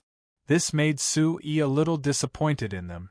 In terms of development speed and current scale, New Flyer undoubtedly crushed these chambers of commerce in the magic machine industry. But as the chairman of New Flyer, Su-yi still had an extremely adventurous spirit. Not to mention investing in the Nozdormu Business Union Kingdom that was more than 5,000 kilometers away, if the conditions were right, it wouldn't be a problem for him to invest in another continent. Of course, this was because of the difference in vision between the two sides. Su-yi had transmigrated from Earth, so he was already used to the concept of a global village. 5,000 kilometers wasn't an obstacle for Su-yi, but for the people of the signs who were used to never leaving their birthplace for several hundred kilometers, it was no different from a natural moat. Thinking of this, Su-yi didn't urge them or force them to do it. He believed that this world didn't lack people who were willing to take risks. After the representative of the Nozdormu Business Union Kingdom arrived, he believed that there would be people who would see the business opportunity and be willing to take these risks. An hour passed in the blink of an eye and Su-yi still didn't receive any news of the fleet returning. He couldn't help doubtfully looking at the sea to the south, but he couldn't see a single trace of the large transport magic ships. This made him a bit curious. Narvel had sent news from Nissi Harbor 7 days ago, confirming that they would be returning today. According to his habit, he would choose to return in the morning each time, making it easier to deliver the goods on the same day. However, now that the morning was about to pass, there was still no trace of the transport fleet, which was a bit strange. Looking at the people chatting around him, Su-yi didn't say anything as he calmly waited. But after another hour, it was clearly past lunchtime, but there was still no news. The people present felt that something was wrong, so they gradually stopped talking and looked at Su-yi. Su-yi knit his brows and had everyone wait. He quickly walked into a small room in the manor and took out the small magic communicator from his chest before pressing a button. "Hey, I am Su-yi. Evita, immediately send out the magic airship and search the coast to the south. Find traces of the transport fleet." The communicator was silent for a bit before Evita's surprised voice sounded. "Yes, Chairman, I'll set out immediately." After a while, Su-yi came out of the manor and looked to the south. He saw a magic airship slowly rise into the air before quickly flying to the south. "Chairman Su, did something happen?" There was a voice that came from behind him. Su-yi looked back and found that the chairman who had been on the platform had come to the front yard at an unknown time. They were all looking at Su-yi with surprised looks. "It's nothing, there was a small accident," Su-yi said with a smile. Everyone looked at each other, clearly not believing him. When Su-yi was prepared to have everyone wait on the platform, the magic communicator in his hand rang again. Su-yi knit his brows and walked to the side to pick up the magic communicator. Evita's voice sounded with a bit of panic in her voice. Chairman, we've found the transport fleet, but they seem to be surrounded by people.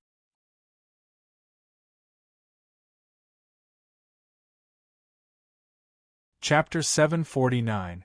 Sui knit his brows. It had been less than half an hour since Evita's magic airship had set off, which meant that the transport fleet she found was at most 10 kilometers away.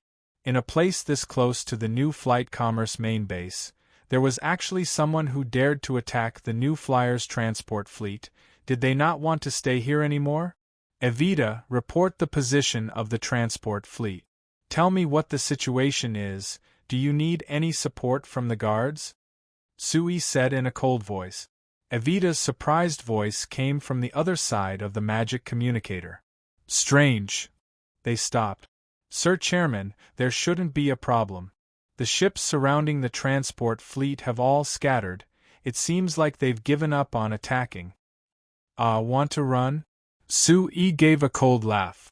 Evita, pass down my orders to Narvel.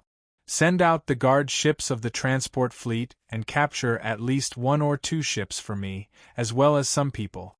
I want to see who is bold enough to attack our New Flyers fleet.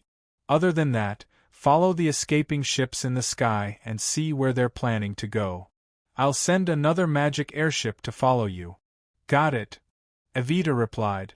After a while, her voice came from the magic communicator again. Sir Chairman, Narvel has already received the orders I gave him. He asked, should we destroy all the enemy ships and bring them back? No need, just capture some people and ask them about the situation. There are still many people waiting for the transport fleet to come back. All right. Putting down the magic communicator in his hand, Sui looked up at the southwest sky again. He found that there was another magic airship flying into the sky, flying towards Evita's magic airship like a dark cloud. This magic airship should be the one that Akali was commanding.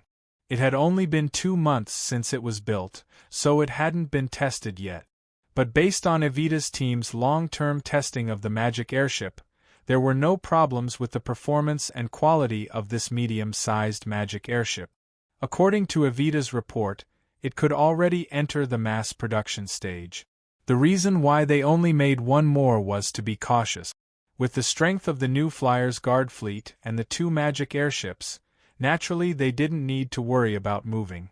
Sui looked away from the sky, and when he turned around, he found that the chairman of the companies were staring at him with curious looks. Everyone, go back and take a seat. The transport fleet encountered a small accident, but it won't affect them. I think that they'll be back in an hour at most. It's time for lunch. I think that everyone should be hungry. I've already had people prepare lunch. How about everyone come with me for lunch? Sui said with a smile. Everyone looked at each other. The fat middle-aged man who was the first to ask Sui pointed at the magic communicator in Sui's hand and asked, Chairman Su, if my guesses aren't wrong, this should be the magic communicator that your new flyer developed that can be used to make long-distance calls, right? Although the magic communicator had been developed a long time ago, Sui felt that there were many limitations to it, so he never released it to the market and didn't sell it to the public. Although the chairman of the other companies had already heard about it and had heard some information about the magic communicator, they had never used it before, so naturally they were very curious. Now that they saw Sui talking to others through the magic communicator, naturally they were filled with curiosity. Yes. Sui nodded. He raised the magic communicator in his hand and showed it to everyone. This magic communicator is the 3rd-generation magic communicator developed by our company. Right now it can directly talk to another person with the magic communicator within 5,000 meters. Everyone sucked in a breath of air. Oh my God! It can actually talk to someone 5,000 meters away. This is too amazing! Yes, in the past, only a Magus could use a spatial sound transmission magic array, right? Could it be that this magic communicator actually uses such a high-level magic array? No wonder New Flyer hasn't been willing to sell it to the public. The cost of using such a high-level magic array must be terrifying. Yes, listening to everyone's discussion, Sui didn't know whether to laugh or cry. He only didn't sell the magic communicator to the public because it wasn't practical enough, but he didn't expect that this magic communicator would leave such a mysterious and high-end impression in everyone's minds. A spatial sound transmission magic array that only a magus could use? Don't joke, in the entire New Flyer, there was only one magus, and that was Magus. Sui had never heard Mentor Carmilla mention this spatial sound transmission magic array before. Perhaps even he hadn't grasped it yet. However, Sui didn't plan on explaining it clearly to them. It was good to let them have a mysterious impression of the magic communicator. This way, when the magic communicator was released to the public, they wouldn't have any objections if the price was a bit higher. After eating lunch with everyone, Sui received a report that the transport fleet had returned safely. He didn't see any traces of an intense battle on Narval's body, so Sui didn't ask. Instead, he followed the plan and represented New Flyer to receive the delegations sent by the Nozdormu Business Union Kingdom. At the same time, he had the delegation meet with the various Chamber of Commerce presidents. Before the official meeting, the Chamber of Commerce presidents were still doubtful about investing in the Nozdormu Business Union Kingdom. But after the official meeting, they saw the Nozdormu Business Union Kingdom's precious products that the Nozdormu Business Union Kingdom's delegation brought. Everyone could clearly see the great commercial value of the Nozdormu Business Union Kingdom. So after an afternoon of discussion, at the banquet held by New Flyer to welcome the delegation of the Nozdormu Business Union Kingdom in the evening, everyone had a good chat and the atmosphere was extremely harmonious. In this situation, not many people noticed that the host of the banquet had unknowingly become the CEO of New Flyer, Kennard. And President Sui was nowhere to be found. ####, Sir Chairman, we've already obtained the confessions of these fellows. They all came from the Krusk Kingdom that is around 500 kilometers to the northwest. The Frestek Chamber of Commerce's guard Captain Hart reported to Sui in a deep voice. Cruz Kingdom? Sui frowned. What kind of kingdom is that? How come I've never heard of it? In front of him, there were a few young men lying on the ground like drowning dogs. They looked extremely miserable. They were a part of the people that Narval captured from the ships that attacked the New Flyer's transport fleet. After capturing these fellows, Hart led his men to interrogate them. Now, they had already gotten some information from their mouth. Sui didn't doubt the truth of the confessions that Hart and the others obtained because under the elf guard Captain Ferrio's illusion magic, no one would lie. This President, you might not have heard of the Cruz Kingdom, but you might have an impression of the Cruz Pirate. Hart said. Cruz Pirates? Sui frowned and thought for a bit before shaking his head. I still don't have an impression of it. All right, this Cruz Kingdom occupies all the islands in the sea 500 kilometers northwest of here. In name, it is called the Cruz Pirates' Thousand Island Union Kingdom. But in reality, it is just a group of pirates that lived on different islands united to form a large pirate group. This so-called Cruz Kingdom usually does things like robbing on the sea. It can't be considered a real kingdom. Hart said with a face of disdain. Is that so? Then why don't I have any impression of them? Sui asked in a puzzled voice. Because they are mainly active in the northern seas of the continent and have never come to the south, so it is normal that you haven't heard of them.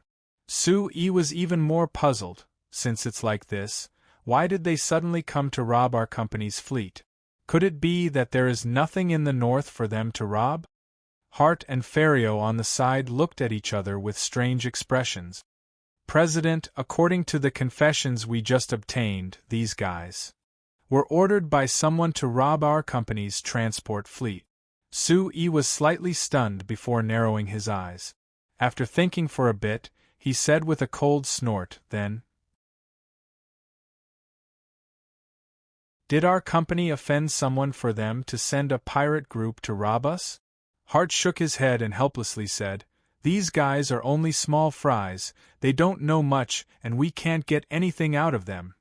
They are just a bunch of cannon fodder, there is no point in asking them." Sui pondered for a moment before suddenly clapping his hands and taking a deep breath. "Well then, since we can't get anything out of them, let's ask those guys who know more." Hart stared blankly for a moment before he straightened his legs and stood up straight. He replied loudly, "Here." This time, our escort fleet was attacked near the company's coastal waters. This proves that our company's defensive strength is still lacking. As the captain of the escort team, I hope you can come up with a complete defensive plan as soon as possible to ensure that no ships can enter our company's coastal waters without our company's permission. Can you do that? Hart pondered for a moment. "President, I'm afraid we will need to invest more. Money is not a problem." Sui waved his hand. "Good, then no problem."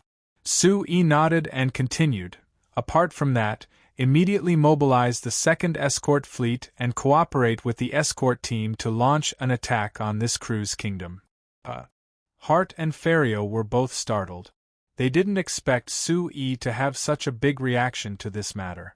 It was just a transport fleet that was robbed, and the robbery wasn't successful. Instead, the other party's heads were blown off by the escort team. Sir President actually sent the escort fleet and the escort team to launch an attack on this cruise kingdom? Wasn't this a bit too intense? No, this isn't intense at all.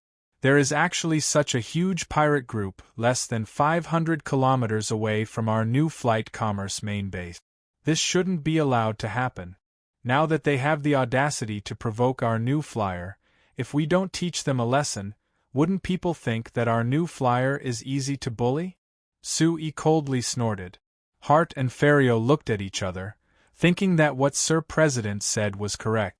But to attack a kingdom with great fanfare because of this matter, wasn't this a bit too excessive?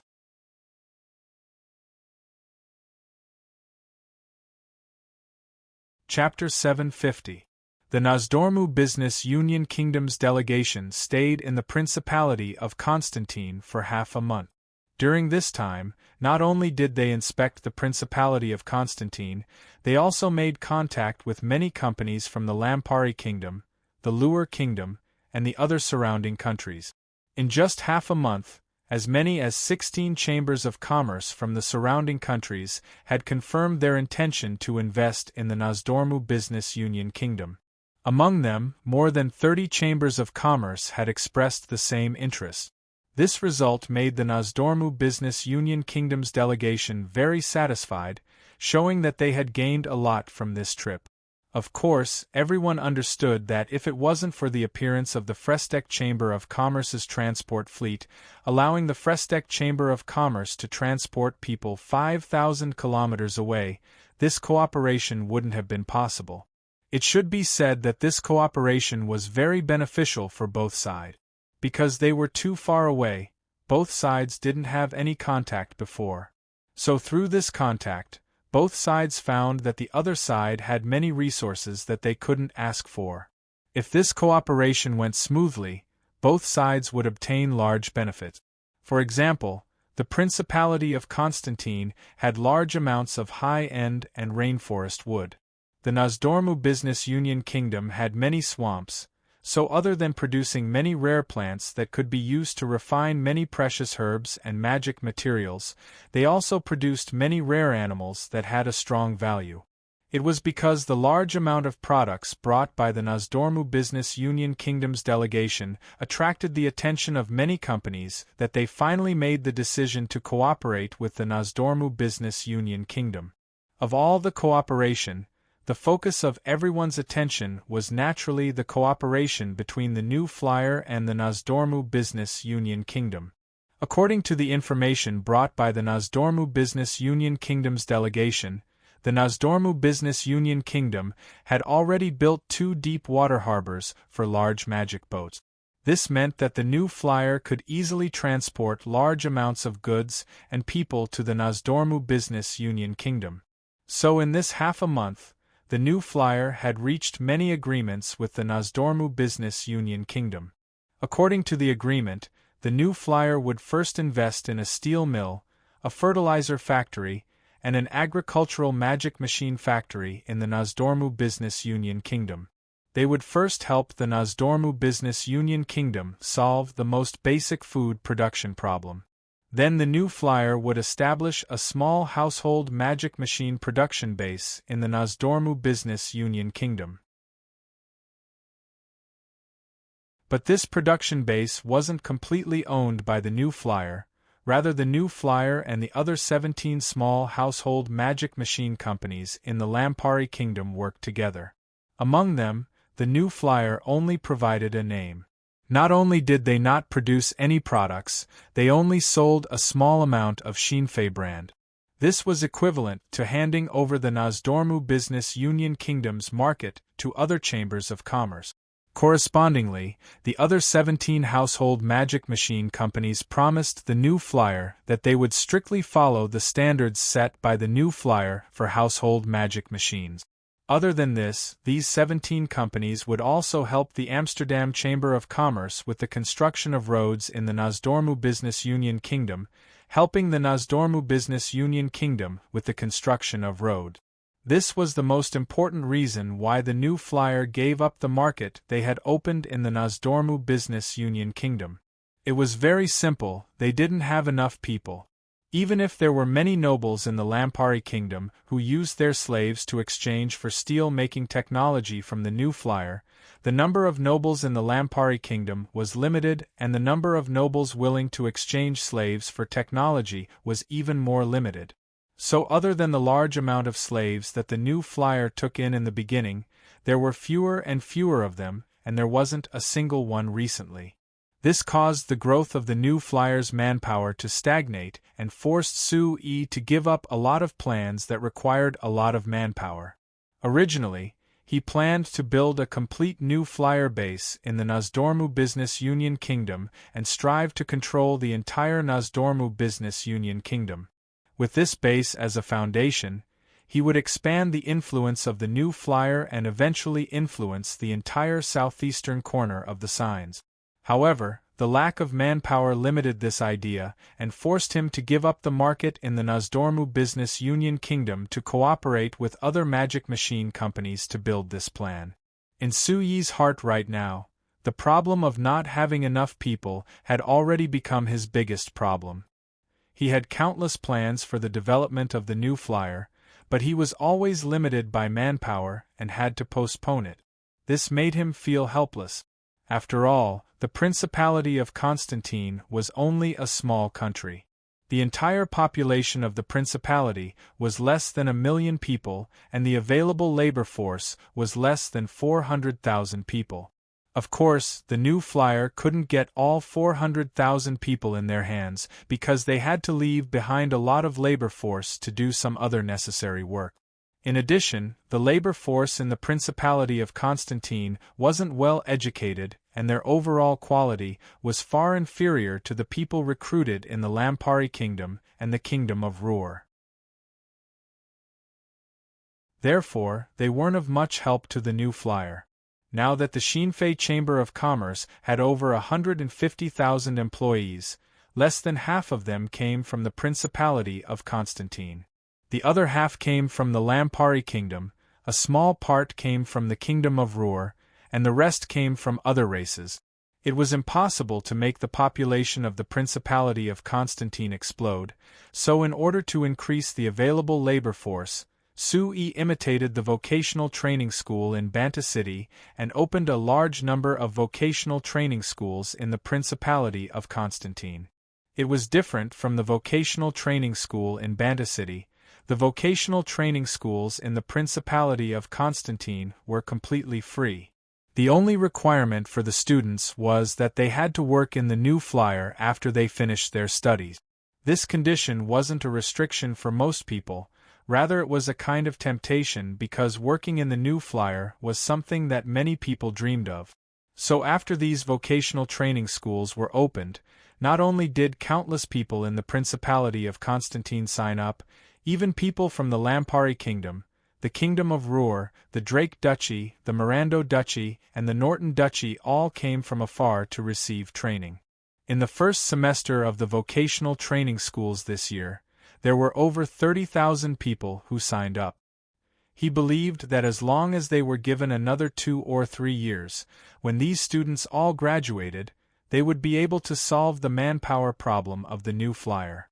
But before this, Sue still had a headache over the manpower problem. But at this time, an unexpected situation occurred that allowed Sue to see a glimmer of hope.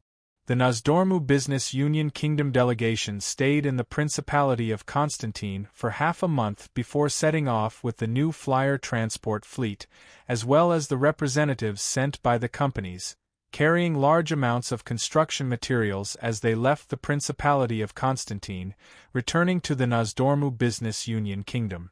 After they left, Sue immediately ordered the new flyer guards to attack the Cruise Kingdom. Just as Hart had said, the so-called Krusk Kingdom was nothing more than a large pirate colony formed by a group of pirates. It was completely different from a real country. The new flyers' attack on the Cruise Kingdom was just a group of pirates. As for the battle strength of these pirates, perhaps they were a bit stronger than the pirates Leslie encountered in the southern seas of the Kingdom of Ruhr and the southern seas of the Kanla Empire, but in front of the powerful new flyer guard fleet, there was no doubt that they weren't enough. Sue didn't care about the specifics of the battle because he was very clear that with the powerful firepower provided by the guard ships that far surpassed this era and the various military magic machines, the new flyers' guard ships couldn't be matched by anyone on the endless seas. And the facts were just as he expected. From the start of the operation, the news sent back were all reports of victory. The Fresteck Chamber of Commerce's second guard fleet led by Hart was invincible on the endless seas, easily defeating all the naval forces of the Krusk Kingdom. In the news Sue received, apart from the changes in the number of ships sunk every day, it was basically the same news every day: the guard fleet won again. In less than 20 days of the operation, the new flyer's second guard fleet led by Hart went around every island in the territory of the Cruise Kingdom and didn't encounter any real obstacles. Among them, all the ships of the pirates under the Cruise Kingdom didn't even touch the new flyer's guard fleet. After 20 days, the new flyer's second guard fleet didn't encounter any resistance. The Marines successfully boarded the Cruise Island that was known as the capital of the Cruise Kingdom and easily conquered the Cruise Palace on the island. They also captured the current king of the Cruise Kingdom alive. Sue wasn't surprised by the results of the battle. The only thing he cared about was why the so-called Cruise Kingdom was looking for death and suddenly attacked the new flyer's transport fleet. But in the news sent back by Hart, there was a piece of information that caught his attention. The captured king of the Cruise Kingdom said that the Cruise Kingdom was actually formed by a group of exiled slaves who couldn't bear the torture of the noble lords.